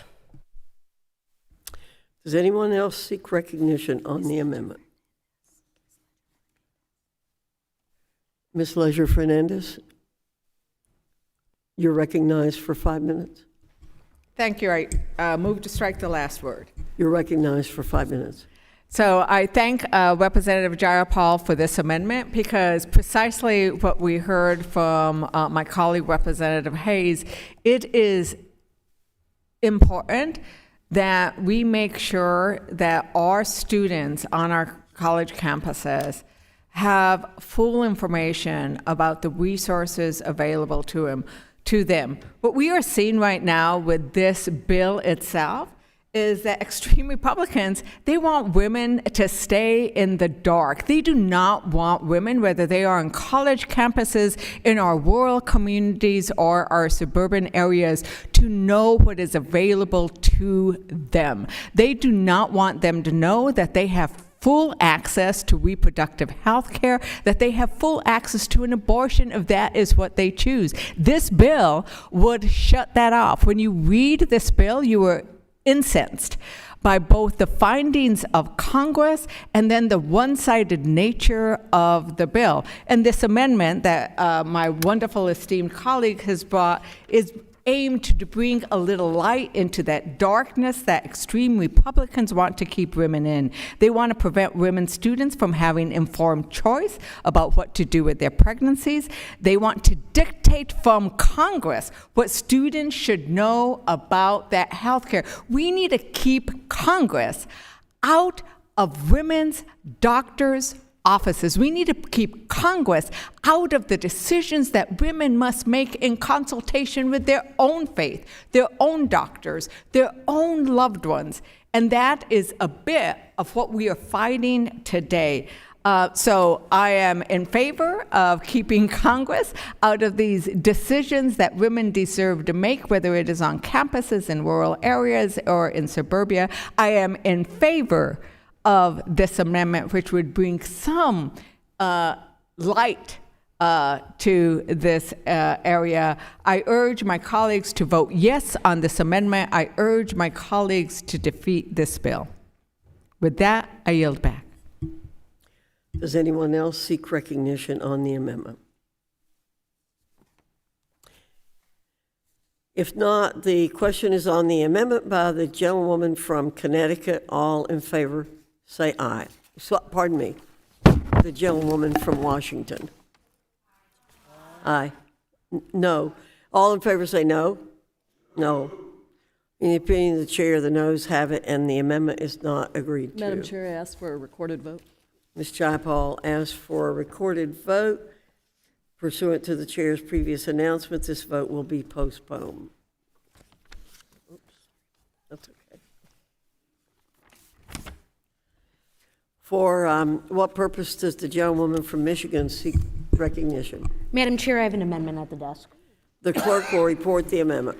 Amendment to the amendment in the nature of a substitute to H.R. 6914 offered by Ms. Stevens of Michigan.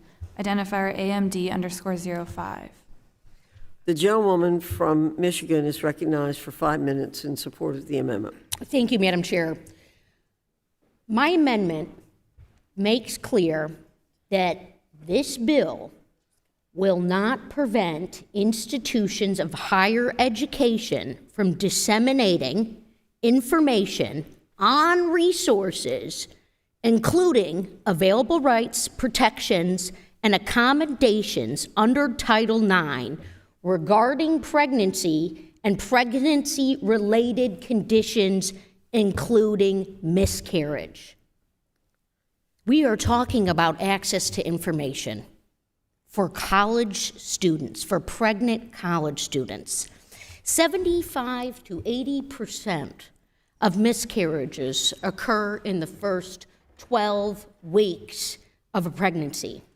We know that by some accounts, 10 to 20% of pregnancies end in miscarriage, that there is even some research that cites upwards of 30% of pregnancies ending in miscarriages, stillbirths affecting about 1 in 175 births. Allow me to reiterate as well that we have a maternal mortality crisis in this country. It is ballooning. We have a black maternal mortality crisis in this country. If you do not have access to information about what is happening when you are having a miscarriage, what do you do? A colleague on the other side of the aisle, while introducing another amendment, talked about the emotional effects on women who have abortion, that it is so difficult for them emotionally. Yes, the act of getting pregnant, of reckoning with being pregnant, whether planned or unplanned, and going through it is emotional.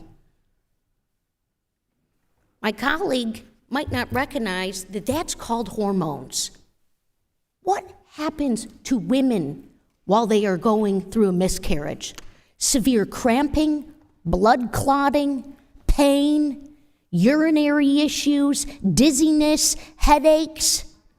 We now know that in places, in states, in the United States of America, where, quote, abortion is now illegal, if you are having a miscarriage, you don't get access to that health care.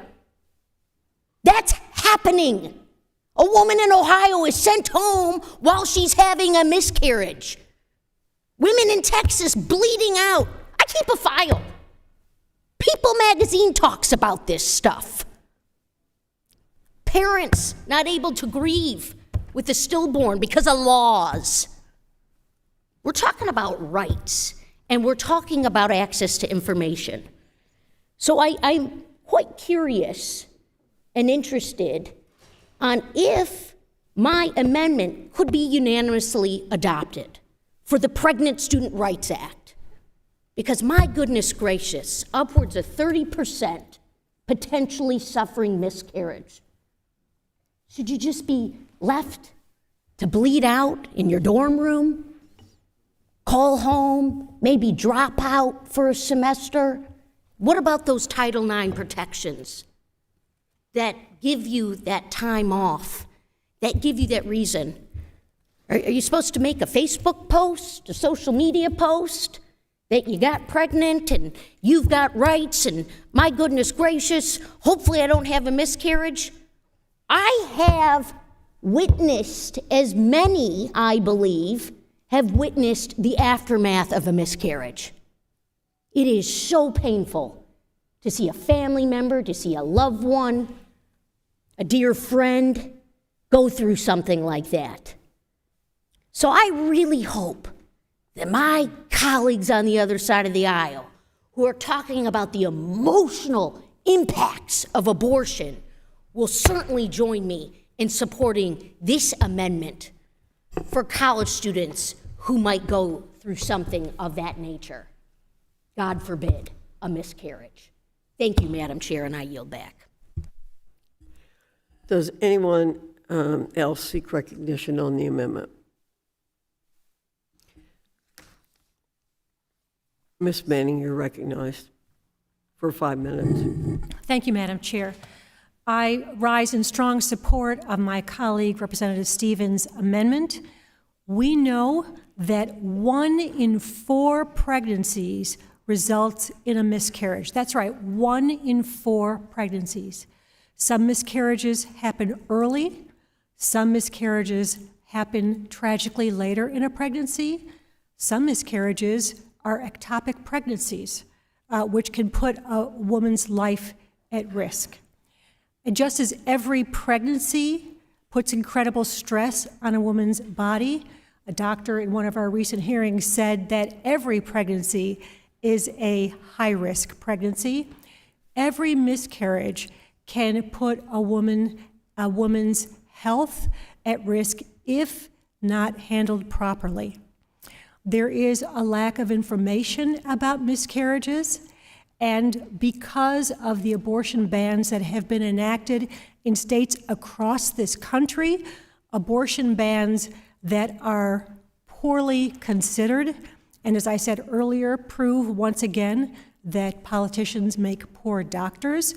We now have women who are experiencing miscarriages who are not able to get the standard of care treatment for their miscarriages because doctors in states that have abortion bans are desperately afraid of being accused of performing an abortion when they're helping a woman manage a miscarriage. They're afraid of losing their licenses, and they're afraid of being criminally prosecuted for a miscarriage. So at the very least, if we actually care about pregnant students and students who are dealing with pregnancies, we should be including in this so-called Bill of Rights access to information about how to deal with a miscarriage if you are a student, where to get the resources to deal with a miscarriage. We ought to make sure that schools have accurate information and that their health departments are available to provide the necessary support. I therefore urge my colleagues to vote in favor of this amendment, and I yield back the balance of my time. Does anyone else seek recognition? Ms. Bonamici, you're recognized for 5 minutes. I move to strike the last word and speak in favor of the amendment. You're recognized for 5 minutes.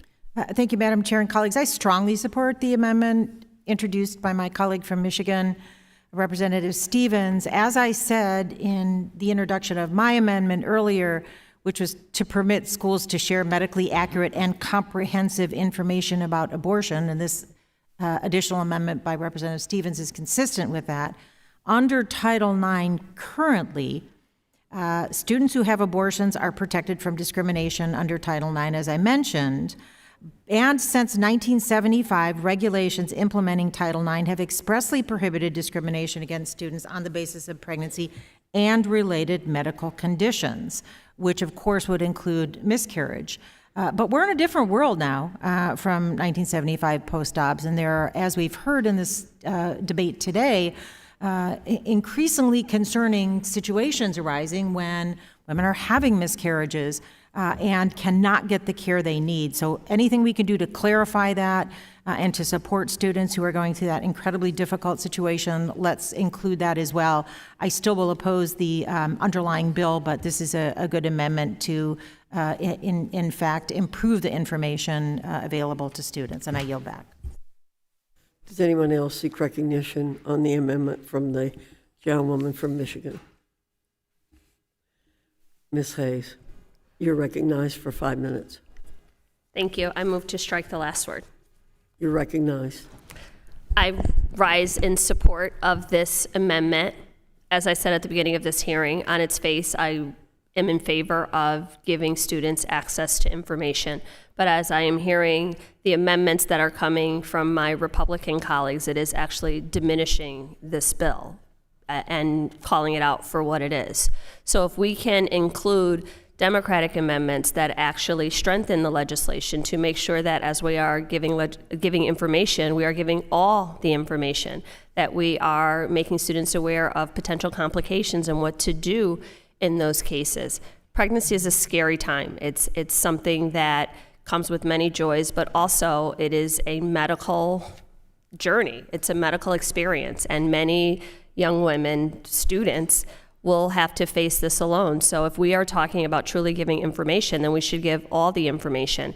I am just listening very intently and watching to see if these dreadful amendments that have been offered from the other side pass, because that diminishes the spirit of this legislation and the purpose of what it is we are supposedly here to do, and that is provide students with all of the information, all of the resources that are available to them when they are making the decision about a pregnancy. So I guess what I would say is this will be the test of that.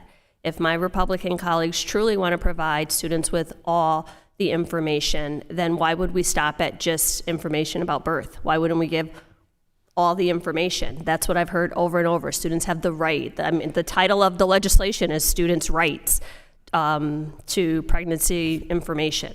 Why wouldn't we give them all of the information? So I strongly support the the amendment that is put forth by my colleague from Michigan. I think it would strengthen our attempts to provide students with all of the information not filter the information, not give them some of the information.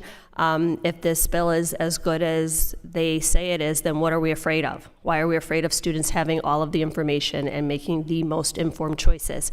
I urge my colleagues to support this amendment, and with that, I yield back. I recognize myself for 5 minutes.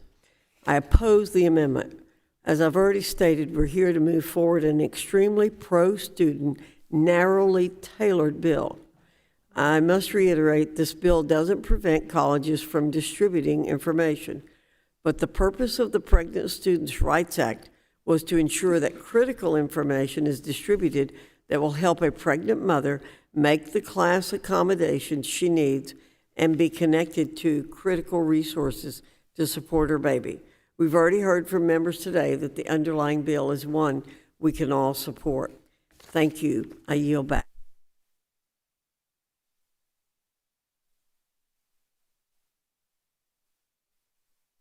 Is there further debate on the amendment? If not, the question's on the amendment by the gentlewoman from Michigan. All in favor say aye. Aye. All opposed say no. No. In the opinion chair, the noes have it, and the amendment is not agreed to. Ms. Stevens' request a recorded vote. A roll call vote is ordered. Pursuant to the chair's previous announcement, this vote will be postponed. For what purpose does the gentlewoman from Connecticut seek recognition?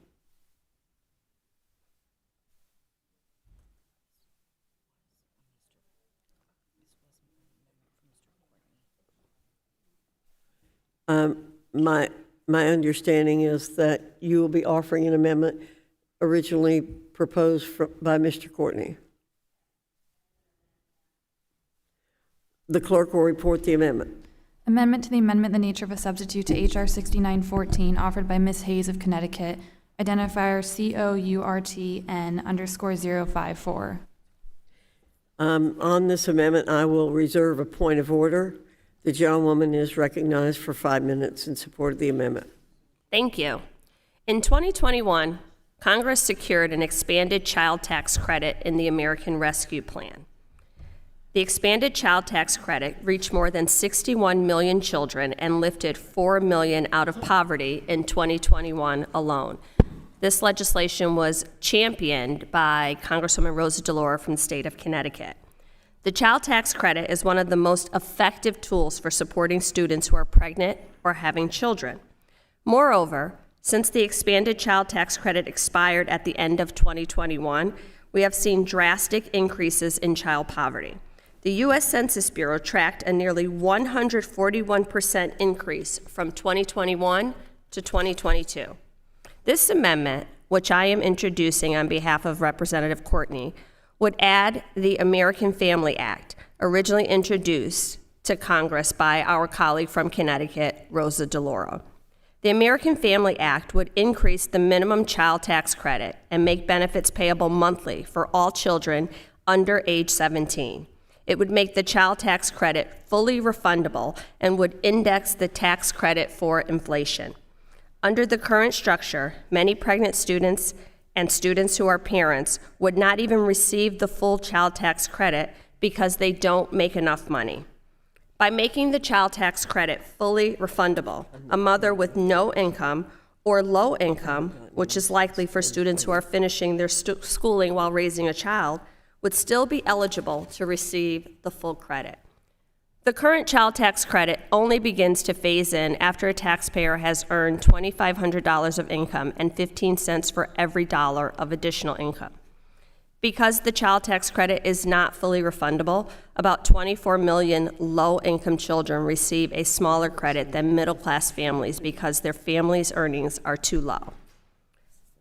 I will be withdrawing this amendment, but I hope we can work together in the future to ensure that we provide substantial support to pregnant students and student parents as they're moving forward. But again, if we are truly trying to help support children, if we are truly trying to provide the resources for women who are making the very difficult decision about how to navigate a pregnancy that was unexpected, I say unexpected and not unwanted, because as a mother, as my colleague, Ms. Stevens, said, you go through a series of emotions. So as you are navigating an unexpected pregnancy, Congress does have the ability to put supports in place to help us raise healthy, productive children, to help us thrive in those circumstances. And the fact that none of the amendments here today that have been offered on the other side to support this legislation would support that, I think really is telling. So again, I think we really need to think about how we truly help students, how we truly support children, and what we can do as a Congress to make that happen. Thank you. I yield back. The gentlewoman yields back. Does the gentlewoman wish to withdraw her amendment?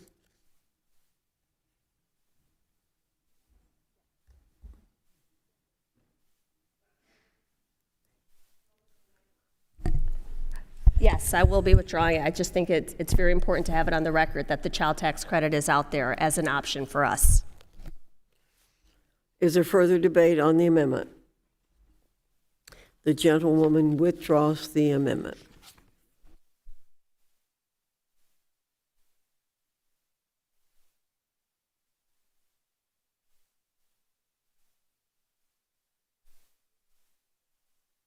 The question now occurs.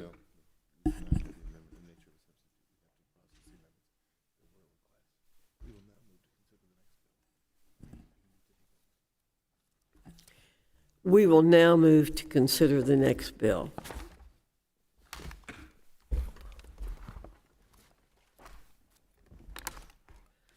The committee will now proceed to the consideration of the bill H.R. 443 for amendment. The bill was circulated in advance and printed copies are available. The clerk shall designate the bill. H.R. 443, a bill to direct the Secretary of Labor to train certain employees of Department of Labor how to effectively detect and assist law enforcement in preventing human trafficking during the course of their official duties and for other purposes. Without objection, the first reading of the bill is dispensed with. Without objection, the bill will be considered as read and open for amendment at any point, and any amendment offered shall be considered as read. The clerk shall designate the amendment in the nature of a substitute. Amendment in the nature of a substitute to H.R. 443 offered by Mr. Wahlberg of Michigan, identifier ANS H.R. 443. Without objection, the amendment shall be considered original text for purposes of further amendment. The amendment in the nature of a substitute has already been distributed. I now recognize Congressman Wahlberg for 5 minutes to explain the amendment in the nature of a substitute. Thank you, Madam Chair. Since 2010, the United States has recognized January as National Slavery and Human Trafficking Prevention Month. So I thank the committee for including my bipartisan bill with Representative Sablon in today's markup. H.R. 443, the Enhancing Detection of Human Trafficking Act, would ensure the Department of Labor has a formal framework in place to educate staff on the best practices to detect and refer cases of suspected human trafficking. Labor trafficking is the illegal exploitation of an individual for commercial gain. It knows no geographical limits. From the Mariana Islands to my home state of Michigan, cases of trafficking can happen anywhere to anyone.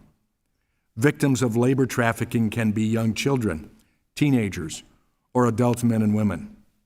While a lot of work has been done over the years to raise awareness about the terrible crime, sadly, events over the past year have demonstrated that more measures are necessary.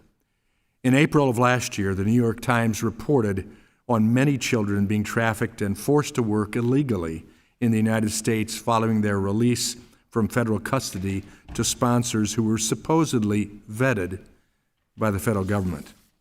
This breakdown in federal agencies' ability to keep children out of harm's way underscores the need to ensure that federal officials are properly educated in the signs of human trafficking.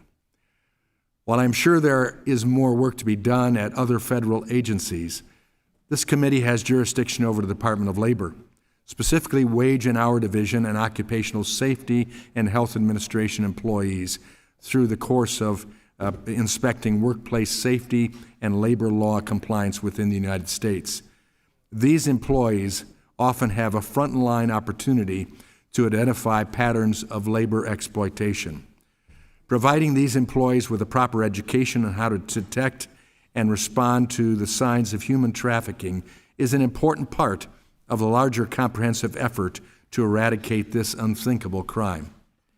Specifically, H.R. 443 would direct the Department of Labor to educate appropriate staff on how to effectively detect instances of human trafficking, ensure personnel regularly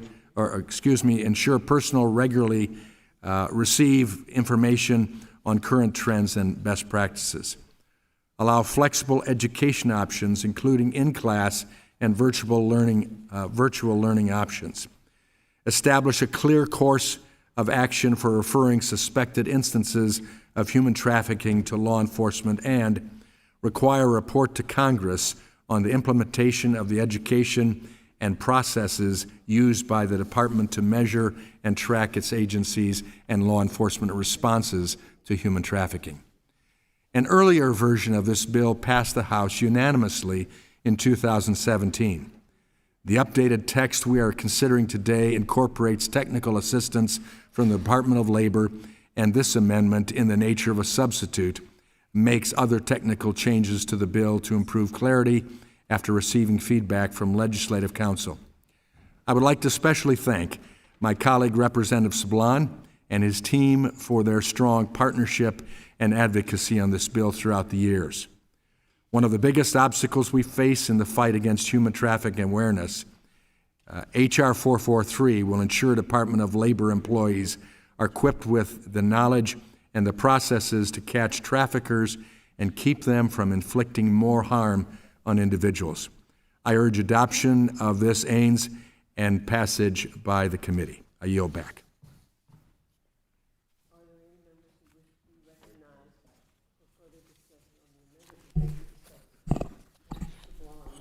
Madam Chair, I move to strike the last word. Madam Chair, I want to first thank Congressman Wahlberg for his leadership on combating human trafficking and for introducing this legislation, of which I am an original co-sponsor. Human trafficking is a scourge that preys on the most vulnerable, subjecting more than 27 million people around the world and thousands here in the United States to abhorrent working and living conditions. Eradicating all cases of human trafficking first requires an awareness of where it exists. And as the federal agencies that oversees labor laws, the Department of Labor is uniquely positioned to identify patterns of labor exploitation. And that is why Representative Wahlberg and I introduced H.R. 443, the Enhancing Detection of Human Trafficking Act. The bipartisan bill directs the Department of Labor to train appropriate department staff on how to detect human trafficking and ensure that personnel at the Department of Labor are provided with regular screening tools to identify and detect trafficking activity. The bill also requires the department to report back to Congress within a year on the progress that is being made on such efforts. I have seen cases of this terrible crime firsthand, even in my own district, the Northern Mariana Islands. In the past, several construction companies have lured non-U.S. workers to come to the Marianas with false promises and misrepresentations about pay and conditions and work conditions. The companies then withheld the employees' wages and confiscated their passports. The workers were subjected to inhumane working conditions, crowded unsanitary barracks with barely enough food and water. They were forced to work in unsafe conditions, some suffering serious injuries without access to adequate medical care. There was even a workplace fatality. And to their credit, the Department of Labor's OSHA and Wage and Hour divisions have worked to address these crimes, issuing fines and citations and recovering wages. But these grave injustices that rob people of their freedom and sometimes their lives are preventable. Congress can and must do more to hold human traffickers accountable. And while we have bipartisan support today, it would be remiss of me not to call out my colleagues, my Republican colleagues' efforts in this Congress to slash funding across labor enforcement agencies in their fiscal year 24 labor aids appropriations bills. Such spending cuts would jeopardize the department's ability to crack down on labor abuses. And so while I support HR 443, I want to remind my colleagues across the aisle that sufficient funding is necessary to ensure an effective whole-of-government approach to eliminating human trafficking in the United States. And I want to take this time also to congratulate my good friend for the Wolverines and National Championship win. It was a nice game. Thank you. Madam Chair, thank you, and I yield back. That balance my time. Thank you, Mr. Sablan. Are there any members who wish to be recognized for further discussion on the amendment in the nature of a substitute? Ms. Bonamici, you're recognized for 5 minutes. I move to strike the last word and speak in favor of the amendment in the nature of the substitute. You're recognized for 5 minutes. Thank you, Madam Chair. I support the legislation, and I thank my colleagues for bringing it forward, but I urge our committee to take additional actions to end the heinous and exploitive crime of trafficking. I appreciate the leadership of the Biden administration to combat and end human trafficking. Currently, the Department of Labor leads enforcement against trafficking for labor, as well as an interagency task force to crack down on child labor trafficking, and I join my colleague, Representative Sablan, in urging full funding for those efforts. Other agencies also have funding and resources available for training. And in addition to the bill we're considering today, there are several bipartisan measures we could and should consider that would invest in services and expand training to combat human trafficking. For example, I have introduced the bipartisan bicameral Runaway and Homeless Youth and Trafficking Prevention Act, which would establish requirements for training on human trafficking, trauma, sexual abuse, and assault prevention, and response for programs that serve youth experiencing homelessness. This bill is in the jurisdiction of this committee. The bill also requires that organizations that participate in the Basic Center program, which is through the Family and Youth Bureau at Department of Health and Human Services. This helps create and strengthen community-based programs that meet the needs of runaway and homeless youth under the age of 18. My bill will help conduct outreach to survivors of sexual abuse, exploitation, and trafficking. And the bill, the bipartisan bicameral bill I'm discussing, also extends transitional living program services to survivors of trafficking. This bill is one example of additional action our committee could take to address and end trafficking beyond the bill under consideration today. So I respectfully ask the chair to work with me and my bipartisan co-sponsors to schedule the Runaway and Homeless Youth and Trafficking Prevention Act for committee markup.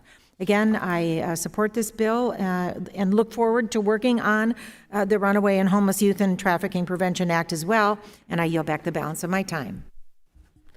Gentlewoman yields back.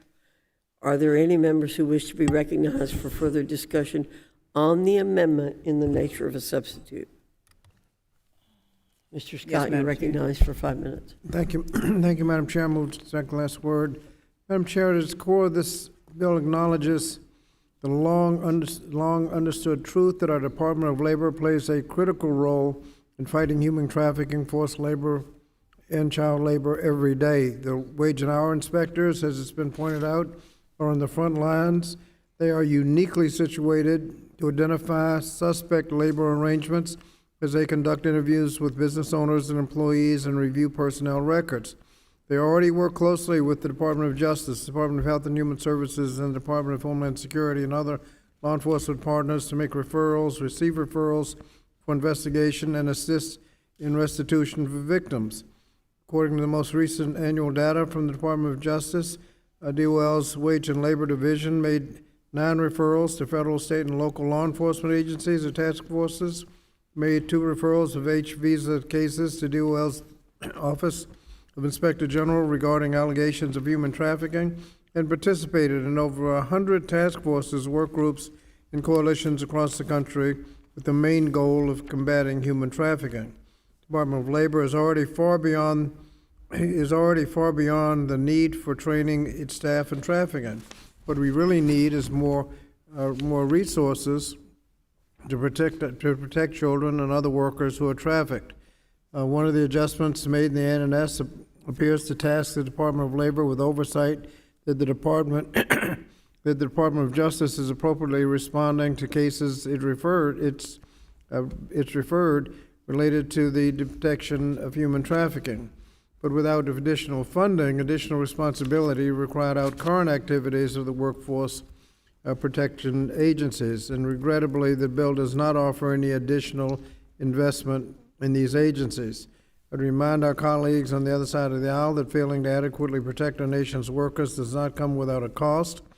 Currently, the Occupational Safety and Health Administration, OSHA, only has enough inspectors to inspect each American workplace once every 190 years. This is unacceptable, and regrettably, Appropriations Committee Republicans have been cutting the funding that's there even further. Now, if colleagues are serious about cracking down on human trafficking, forced labor, and child labor, now is the time to come to the table and support serious investments in our nation's workforce and protection agencies. But as far as the bill goes, it is a step in the right direction. So I encourage my colleagues to support the amendment of nature substitute and the bill, and yield back the balance of my time. Are there any other members? Madam Chair. Yes, ma'am. Thank you, Madam Chair. I move to strike the last word. I do want to support the enhancing the detection of human trafficking act. As we acknowledge National Trafficking Prevention Month, it's important to acknowledge the global horror of human trafficking. In North Carolina alone, the Human Trafficking Hotline has received more than 8,000 signals since its inception in 2007. In 2021, there were a total of 922 signals received by the hotline. 318 were from victims or survivors.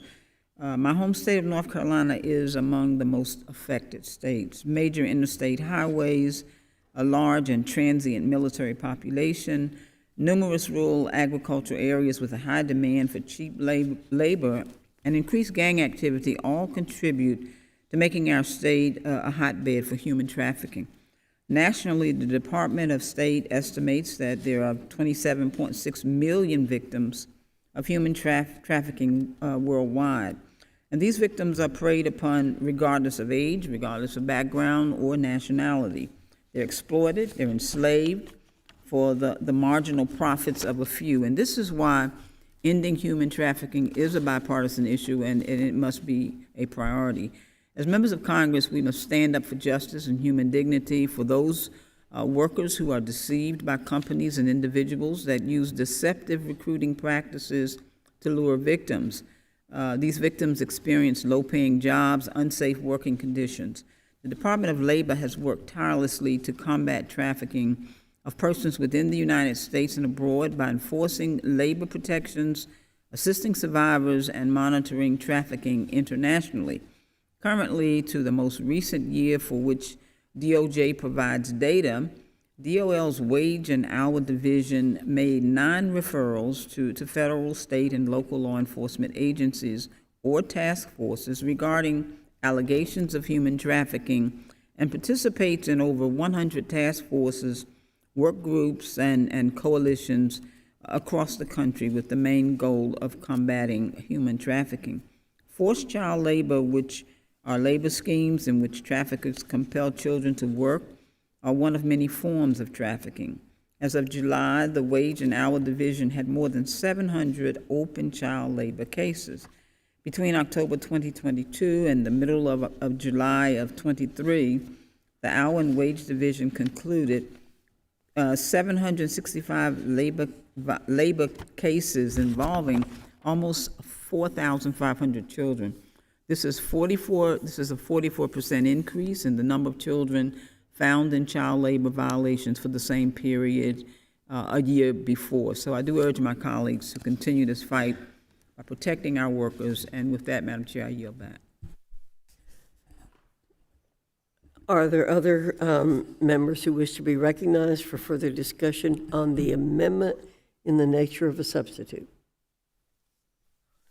There being no further discussion on the amendment in the nature of a substitute, the committee will move to consideration of amendments.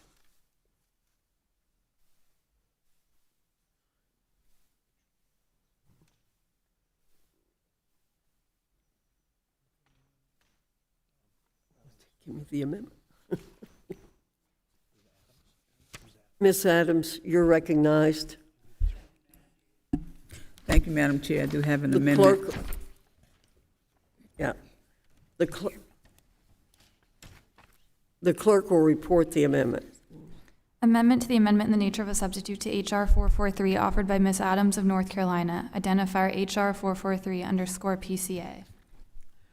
Does the gentleman from Michigan wish to be recognized? Thank you, Madam Chair. I reserve point of order. The gentleman reserves a point of order. The gentlewoman from North Carolina is recognized for 5 minutes to explain her amendment. Thank you, Madam Chair. I move to strike the word and speak in support of the amendment. The amendment acknowledges the important role that our Department of Labor plays fighting human trafficking, forced labor, and child labor. However, it does not go nearly far enough. The Department of Labor is already referring cases, including cases of suspected trafficking, to the Department of Justice, the Department of Health and Human Services, and other appropriate agencies. So this bill would potentially just codify existing practices. More is needed to effectively combat child labor, which is so closely interrelated. And this is why my committee Democrats have twice requested a hearing on child labor, but the chairwoman has dismissed these as pretty much as, and we haven't had one. But this amendment would incorporate Ranking Member Scott's Protecting Children Act, which would also renew our commitment to ending oppressive child labor by increasing civil and criminal penalties for child labor violations, unsafe workplaces, and workplace injuries and deaths experienced by these young workers. It would also strengthen the Wage and Hour Division's ability to prevent the sale and movement of goods produced in violation of child labor rules. It would improve the process for updating child labor rules and prohibiting any future weakening of those rules. It would also launch public information initiatives to keep policymakers and the public informed about child labor enforcement, and it would train young workers about their rights. It's simply unacceptable that abusive child labor practices are rising. I do urge my colleagues to support the amendment, and I yield back the balance of my time. The gentlewoman yields back. Is there anyone else who wishes to speak on the amendment? Does the gentleman from Michigan insist on the point of order? Thank you, Madam Chair. I do insist on the point of order pursuant to Clause 7 of Rule 16 of the Rules of the House of Representatives. The amendment is not germane to the underlying bill, as the subject matter of the amendment offered is different from that of the amendment in the nature of a substitute. The subject matter of the amendment in the nature of a substitute is for H.R. 443, is providing education to Department of Labor employees regarding detecting instances of trafficking. It does not amend the Fair Labor Standards Act. The amendment, on the other hand, amends the Fair Labor Standards Act and therefore relates to a subject matter that is different than the underlying bill. I yield back. Madam Chair? May I comment? The gentlewoman yielded back her time. I'll recognize the gentleman from Virginia. On the point of order. On the point of order. She didn't speak on the point of order. Thank you. You're correct. Thank you, Madam. Ms. Adams, you're recognized. Thank you, Madam Chair. Let me just say that this amendment is germane because the subject of this bill is the Department of Labor's responsibility in cases of labor trafficking, and this amendment empowers the department to take effective steps to stop the labor trafficking of children. Thank you, Madam Chair. Is there further debate on the rule of order? The chair is prepared to rule. The gentleman has made a point of order that the amendment is beyond the bill's subject matter. Germaneness is construed narrowly in order to support informed consideration of legislation. The chair finds the amendment as beyond the bill's subject matter. The amendment is a proposition on a subject different from that under consideration within the meaning of Clause 7 of Rule 16 of the House Rules. Therefore, the amendment is not germane. The point of order is sustained. Madam Chair, I challenge the ruling of the chair. I think it's important that this amendment actually be adopted.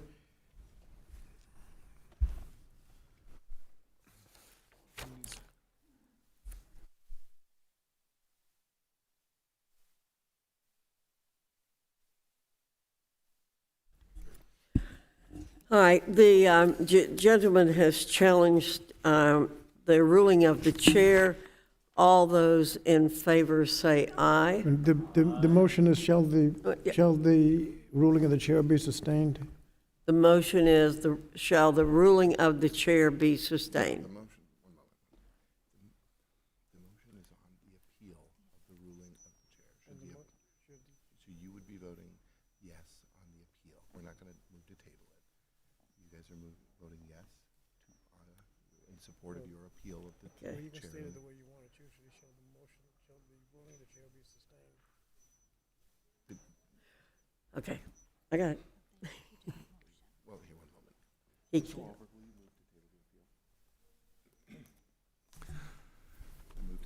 moment. Madam Chair, I move to table the appeal. The motion on the floor is to table the appeal of the gentleman from Virginia to the ruling of the chair. All those in favor say aye. Aye. All those opposed say no. In the opinion of the chair, the ayes have it. The ayes have it.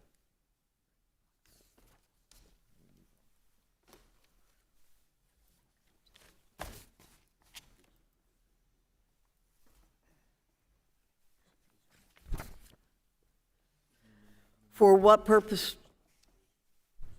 does the gentlewoman, Ms. Omar, seek recognition? Chairwoman, I have an amendment at the desk. The clerk will report the amendment.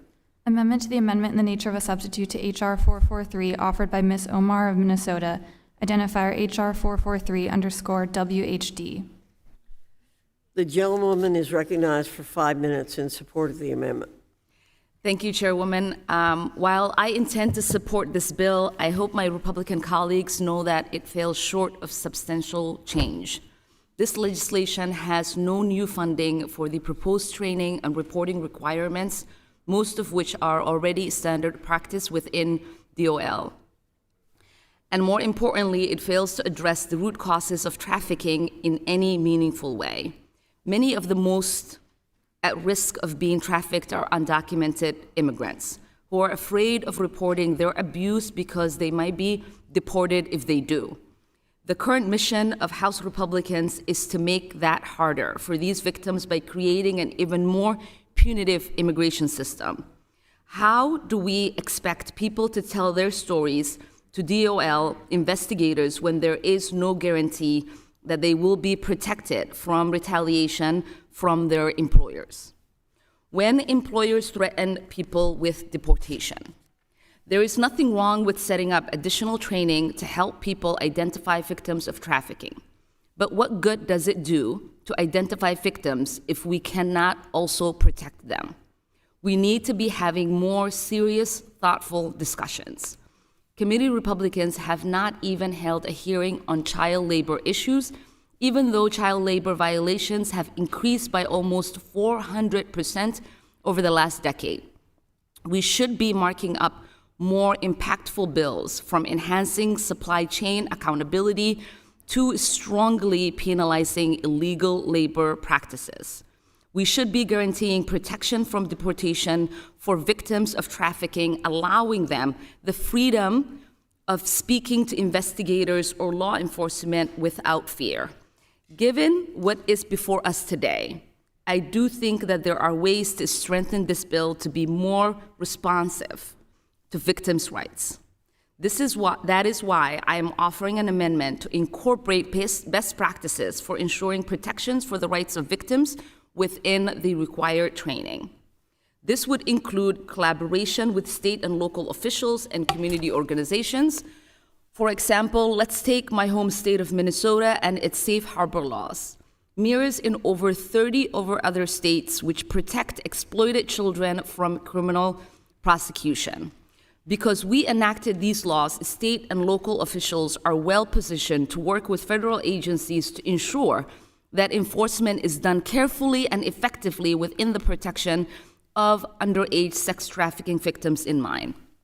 Additionally, my amendment would also emphasize DOL training efforts in states that have significant increases in child labor violations. As it stands, this bill does the bare minimum to identify suspected victims and go after human traffickers. And while my amendment signifies a step forward, much more necessary comprehensive reform, I urge this committee to take on a more serious approach to this issue, centered on human rights of our most vulnerable. I urge my colleagues to support this sensible amendment. Thank you, and I yield back the balance of my time. For what purpose does the gentleman from Michigan seek to be recognized? Thank you, Madam Chair. And the language of this amendment certainly is within the confines of what we want to do. We have no opposition to protecting victims and encouraging the best use of this legislation if enacted. So I don't oppose and stand in support of the amendment. Thank you. Does anyone else seek recognition on the amendment from Ms. Omar? If not, the question is on the amendment by Ms. Omar. All in favor say aye. Any opposed, no. In the opinion of the chair, the ayes have it, and the amendment is agreed to.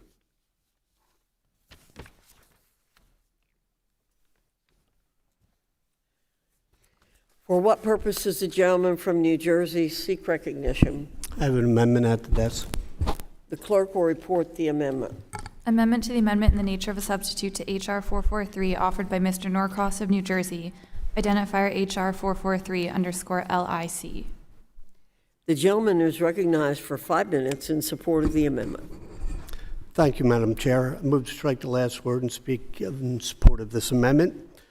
It's certainly a good idea, and I want to start out by thanking both sponsors of this bill.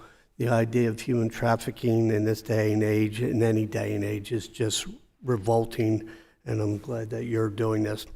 And the idea of training the DOL for their staff on spotting possible human trafficking and reporting it to other agencies. And that's what my amendment speaks to, is we're committed to ending labor or trafficking.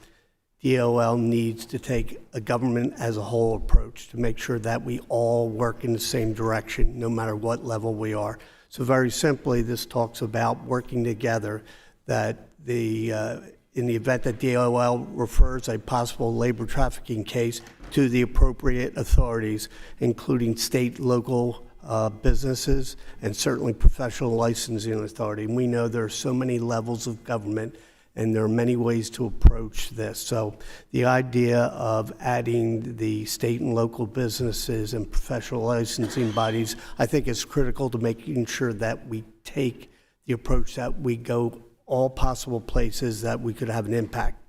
But at this time, I'm going to withdraw the amendment with the understanding that the sponsors and Madam Chairwoman will work together to include the language to make sure that we are in together. So with that, I'll withdraw with the understanding that we'll work with the sponsors. Would the gentleman yield? Yes.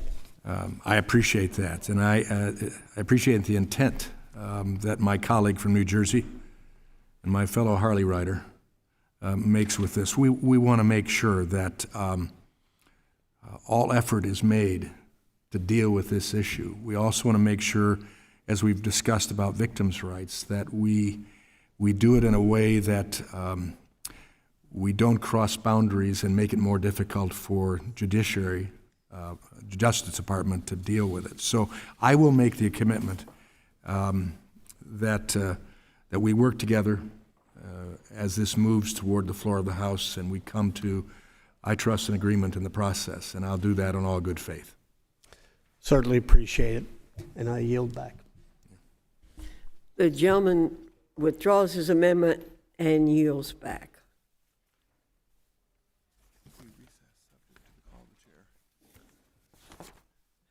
The committee will now recess subject to the call of the chair.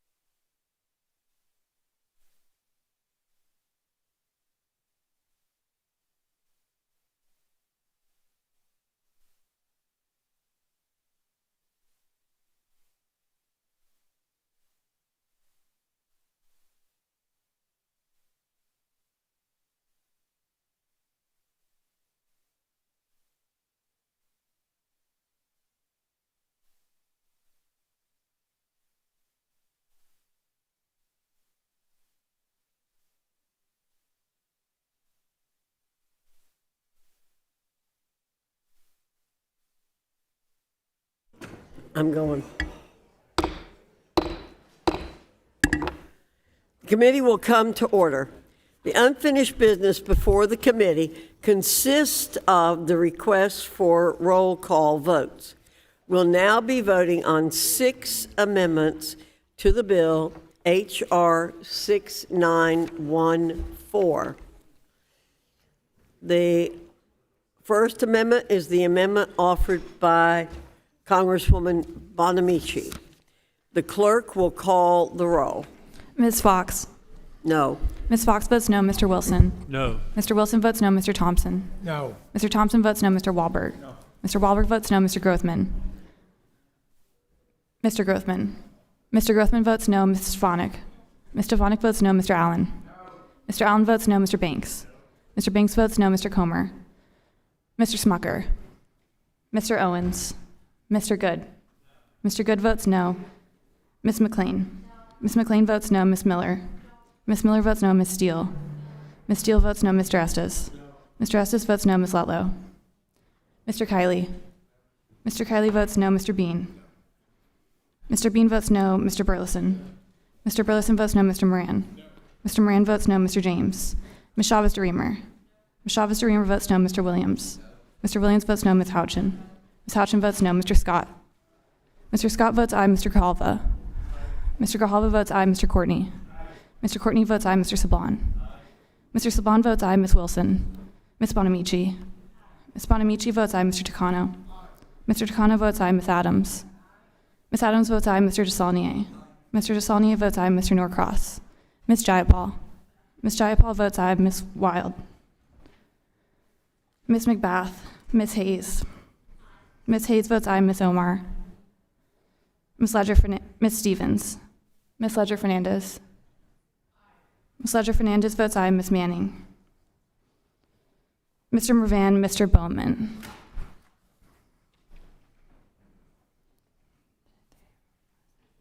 The clerk will call the names of any members who are not recorded. Mr. Comer? Mr. Smucker? Mr. Owens? Ms. Lutlow? Ms. Lutlow votes no. Mr. James? Ms. Wilson? Mr. Norcross?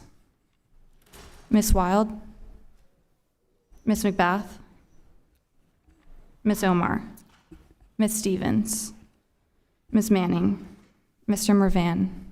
Mr. Bowman? How is Mr. James? How is Mr. James? Mr. recorded? James is not recorded. Mr. James votes no.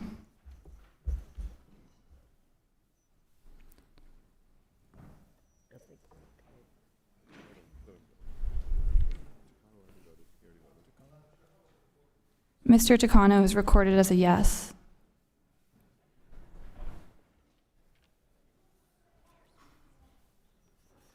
How is Mr. Owens recorded? Mr. Owens is not recorded. Mr. Owens votes no. How is Mr. Mervan recorded? Mr. Mervan is not recorded. Mr. Mervan votes yes. And how is Ms. Manning recorded? Ms. Manning is not recorded. Ms. Manning votes yes.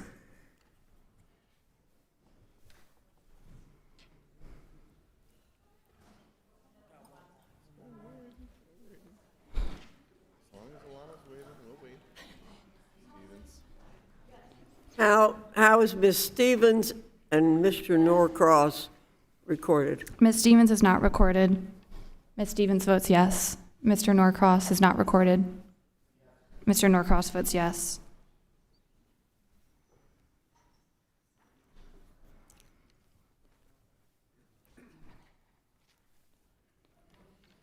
The clerk will report the tally.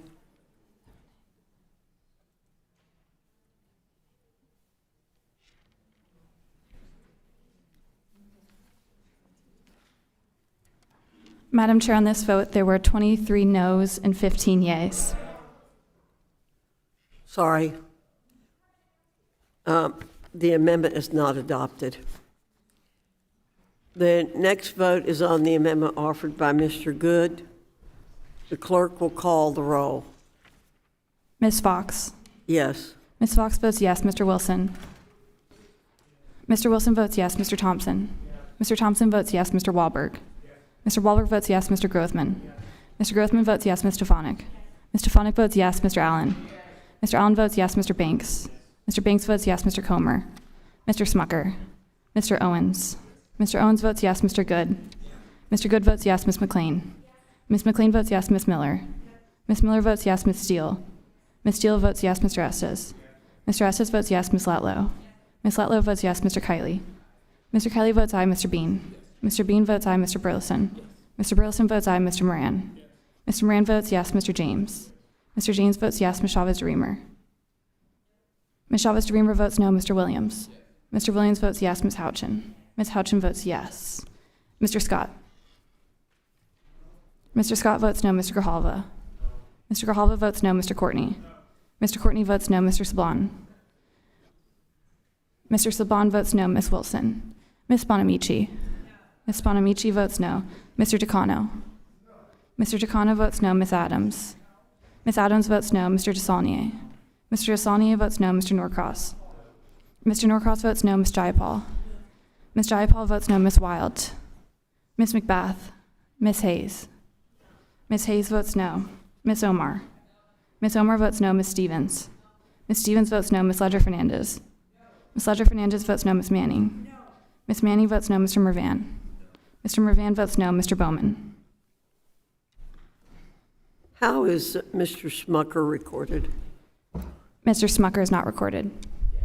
Mr. Smucker votes yes.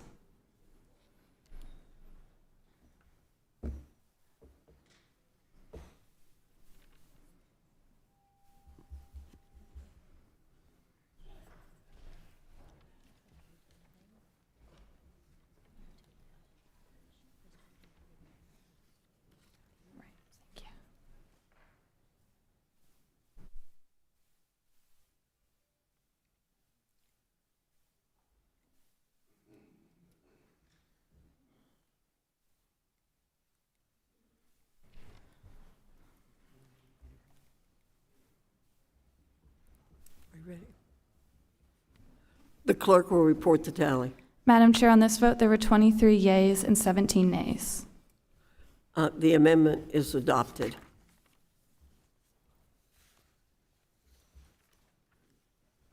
The next vote is on the amendment offered by Ms. Manning. The clerk will call the roll. Ms. Fox? No. Ms. Fox votes no. Mr. Wilson? No. Mr. Wilson votes no. Mr. Thompson? Mr. Thompson votes no. Mr. Wahlberg? Mr. Wahlberg votes no. Mr. Grothman? Mr. Grothman votes no. Ms. Stefanik? Ms. Stefanik votes no. Mr. Allen? Mr. Allen votes no. Mr. Banks? Mr. Banks votes no. Mr. Comer? Mr. Smucker? Mr. Smucker votes no. Mr. Owens? Mr. Owens votes no. Mr. Good? Mr. Good votes no. Ms. McLean? Ms. McLean votes no. Ms. Miller? Ms. Miller votes no. Ms. Steele? Ms. Steele votes no. Mr. Estes? Mr. Estes votes no. Ms. Latlow? Ms. Latlow votes no. Mr. Kiley? Mr. Kiley votes no. Mr. Bean? Mr. Bean votes no. Mr. Burleson? Mr. Burleson votes no. Mr. Moran? Mr. Moran votes no. Mr. James? Mr. James votes no. Ms. Chavez-DeReamer? Ms. Chavez-DeReamer votes yes. Mr. Williams? Mr. Williams votes no. Ms. Houchin? Ms. Houchin votes no. Mr. Scott? Mr. Scott votes aye. Mr. Grijalva? Mr. Grijalva votes aye. Mr. Courtney? Mr. Courtney votes aye. Mr. Saban? Mr. Saban votes aye. Ms. Wilson? Ms. Bonamici? Ms. Bonamici votes aye. Mr. Decano? Mr. Decano votes aye. Ms. Adams? Ms. Adams votes aye. Mr. Saulnier?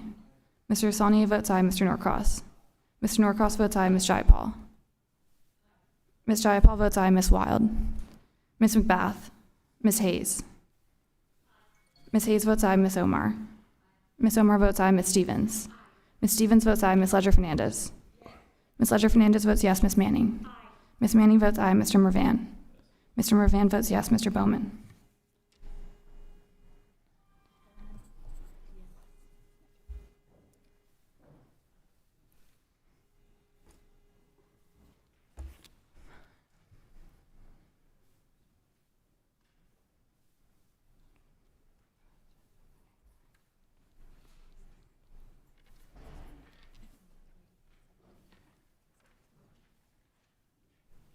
The clerk will report the tally.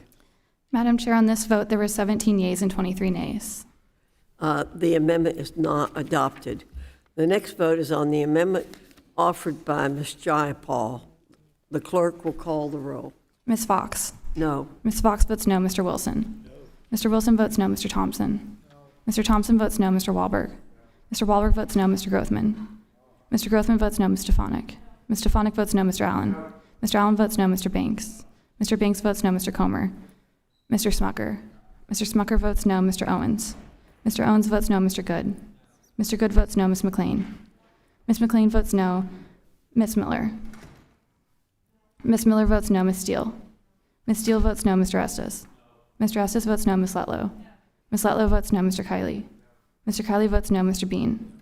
Mr. Bean votes no. Mr. Burleson? Mr. Burleson votes no. Mr. Moran? Mr. Moran votes no. Mr. James? Mr. James votes no. Ms. Chavez-DeReamer? Ms. Chavez-DeReamer votes no. Mr. Williams? Mr. Williams votes no. Ms. Houchin? Ms. Houchin votes no. Mr. Scott? Mr. Scott votes aye. Mr. Grijalva? Mr. Grijalva votes yes. Mr. Courtney? Mr. Courtney votes aye. Ms. Sablon? Mr. Sablon votes yes. Ms. Wilson? Ms. Bonamici? Ms. Bonamici votes aye. Mr. Takano? Mr. Takano votes aye. Ms. Adams?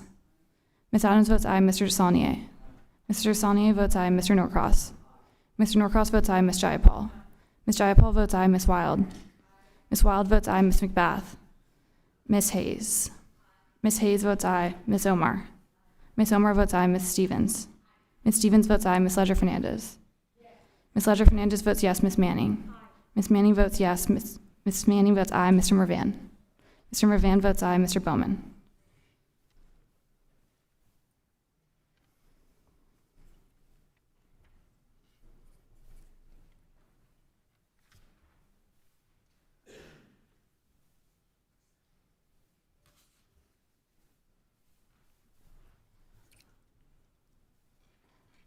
The clerk will report the tally.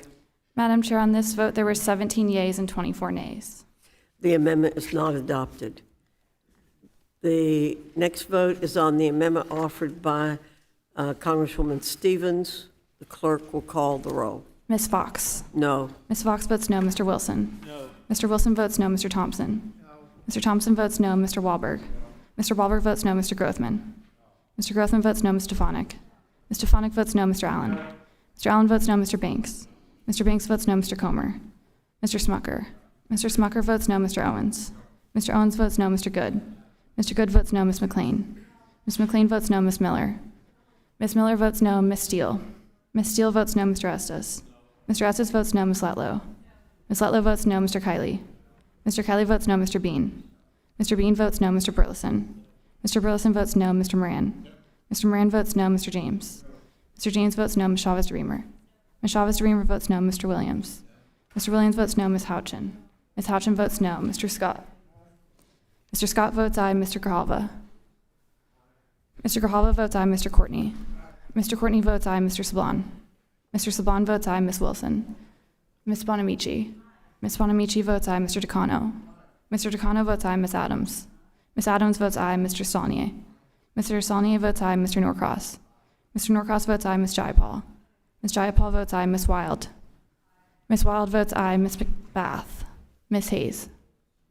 Ms. Hayes votes aye. Ms. Omar? Ms. Omar votes aye. Ms. Stevens? Ms. Stevens votes aye. Ms. Ledger-Fernandez? Ms. Ledger-Fernandez votes yes. Ms. Manning? Ms. Manning votes aye. Mr. Mervan? Mr. Mervan votes aye. Mr. Bowman?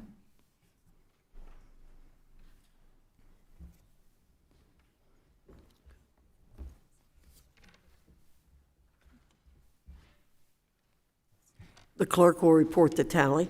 Madam Chair, on this vote, there were 17 yeas and 24 nays. The amendment is not adopted. The next vote is on the amendment offered by Congresswoman Hayes. The clerk will call the roll. Ms. Fox?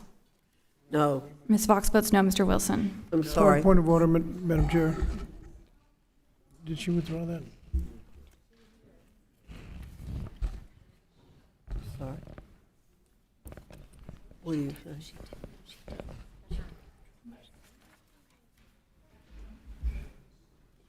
Oh, I'm sorry. We'll now be voting on the amendment in the nature of a substitute to H.R. 6914 as amended. All in favor say aye. Aye. All opposed, no. In the opinion of the chair, the ayes have it, and the amendment in the nature of a substitute is agreed to. I now entertain a motion to report the bill, H.R. 6914, as amended, and recognize Mrs. Miller. I move the Committee on Education and the Workforce report the bill H.R. 6914 to the House of Representatives with an amendment in the nature of a substitute as amended, and with the recommendation that the amendment be agreed to and the bill as amended do pass.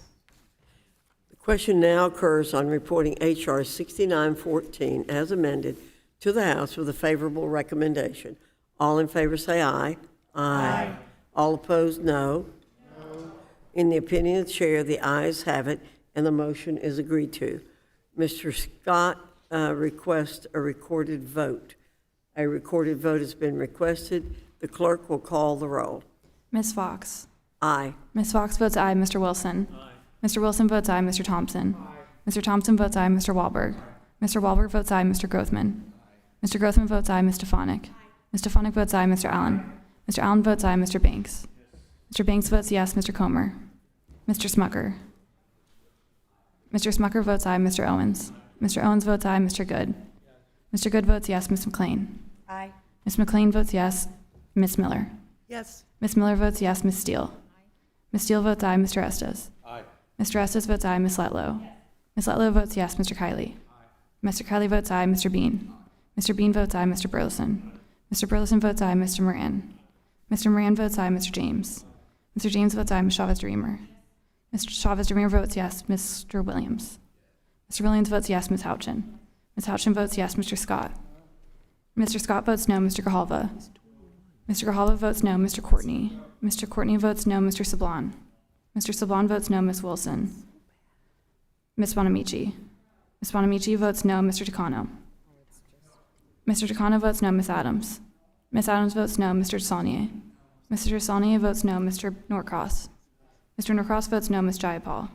Ms. Jayapal votes no. Ms. Wild. Ms. Wild votes no. Ms. McBath. Ms. Hayes. Ms. Hayes votes no. Ms. Omar. Ms. Omar votes no. Ms. Stevens. Ms. Stevens votes no. Ms. Ledger-Fernandez. Ms. Ledger-Fernandez votes no. Ms. Manning. Ms. Manning votes no. Mr. Mervan. Mr. Mervan votes no. Mr. Bowman.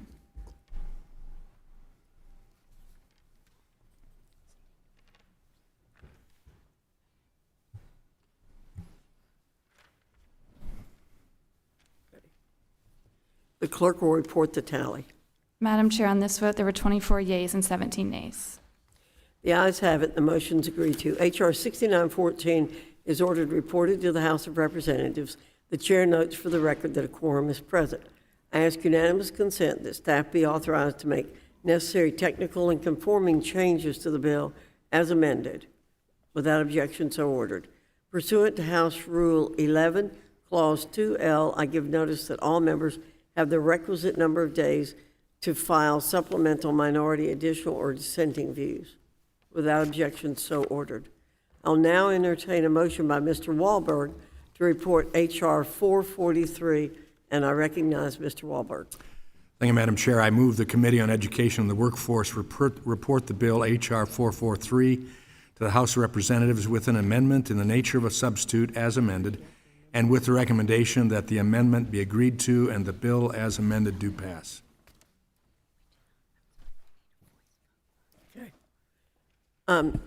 Before we vote on reporting it as amended, we do need to vote on the bill in the nature of a substitute. All those in favor say aye. Aye.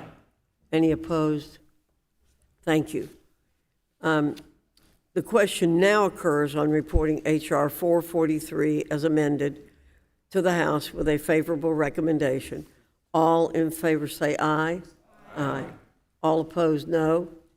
In the opinion of the chair, the ayes have it, and the motion is agreed to. Who's asking? Madam Chair, I ask for a roll call vote. Mr. Wilson asked for a recorded vote. The clerk will call the roll. Ms. Fox. Yes. Ms. Fox votes yes. Mr. Wilson. Mr. Wilson votes aye. Mr. Thompson. Mr. Thompson votes aye. Mr. Wahlberg. Mr. Wahlberg votes aye. Mr. Grothman. Mr. Grothman votes aye. Mr. Stefanik. Mr. Stefanik votes aye. Mr. Allen. Mr. Allen votes aye. Mr. Banks. Mr. Banks votes yes. Mr. Comer. Mr. Smucker. Mr. Smucker votes aye. Mr. Owens. Mr. Owens votes aye. Mr. Good. Mr. Good votes yes. Ms. McLean. Yes. Ms. McLean votes yes. Ms. Miller. Yes. Ms. Miller votes yes. Ms. Steele. Ms. Steele votes yes. Mr. Estes. Yes. Mr. Estes votes yes. Ms. Latlow. Ms. Latlow votes yes. Mr. Kiley. Mr. Kiley votes aye. Mr. Bean. Mr. Bean votes yeah. Mr. Burleson. Mr. Burleson votes aye. Mr. Moran. Mr. Moran votes aye. Mr. James. Mr. James votes aye. Ms. Chavez-Dreamer. Chavez-Dreamer votes aye. Mr. Williams. Mr. Williams votes yes. Ms. Houchin. Ms. Houchin votes yes. Mr. Scott. Mr. Scott votes aye. Mr. Grijalva. Mr. Grijalva votes yes. Mr. Courtney. Mr. Courtney votes aye. Ms. Savon. Mr. Savon. Mr. Savon votes aye. Ms. Wilson. Ms. Bonamici. Ms. Bonamici votes aye. Mr. Takano. Mr. Takano votes aye. Ms. Adams. Ms. Adams votes aye. Mr. Saulnier. Mr. Saulnier votes aye. Mr. Norcross. Mr. Norcross votes aye. Ms. Jayapal. Ms. Jayapal votes aye. Ms. Wild. Ms. Wild votes aye. Ms. McBath. Ms. McBath votes aye. Ms. Hayes. Ms. Hayes votes aye. Ms. Omar. Ms. Omar votes aye. Ms. Stevens. Ms. Stevens votes aye. Ms. Ledger Fernandez. Ms. Ledger Fernandez votes aye. Ms. Manning. Ms. Manning votes aye. Mr. Mervan. Mr. Mervan votes aye. Mr. Bowman.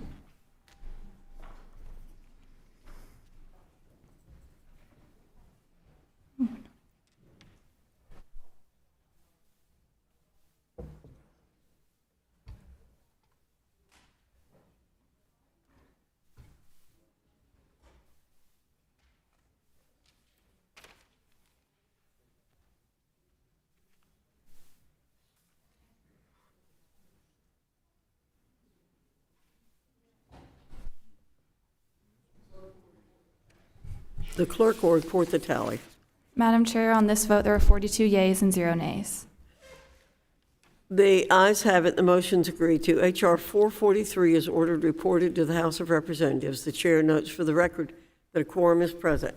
I ask unanimous consent the staff be authorized to make necessary technical and conforming changes to the bill as amended. Without objection, so ordered. Pursuant to House Rule 11, Clause 2L, I give notice that all members have the requisite number of days to file supplemental, minority, additional, or dissenting views. Without objection, so ordered. Without objection, any members who wish to insert materials into the record may do so by submitting them to the committee clerk electronically by the end of the day today. If there is no further business before the committee, without objection, the committee stands adjourned.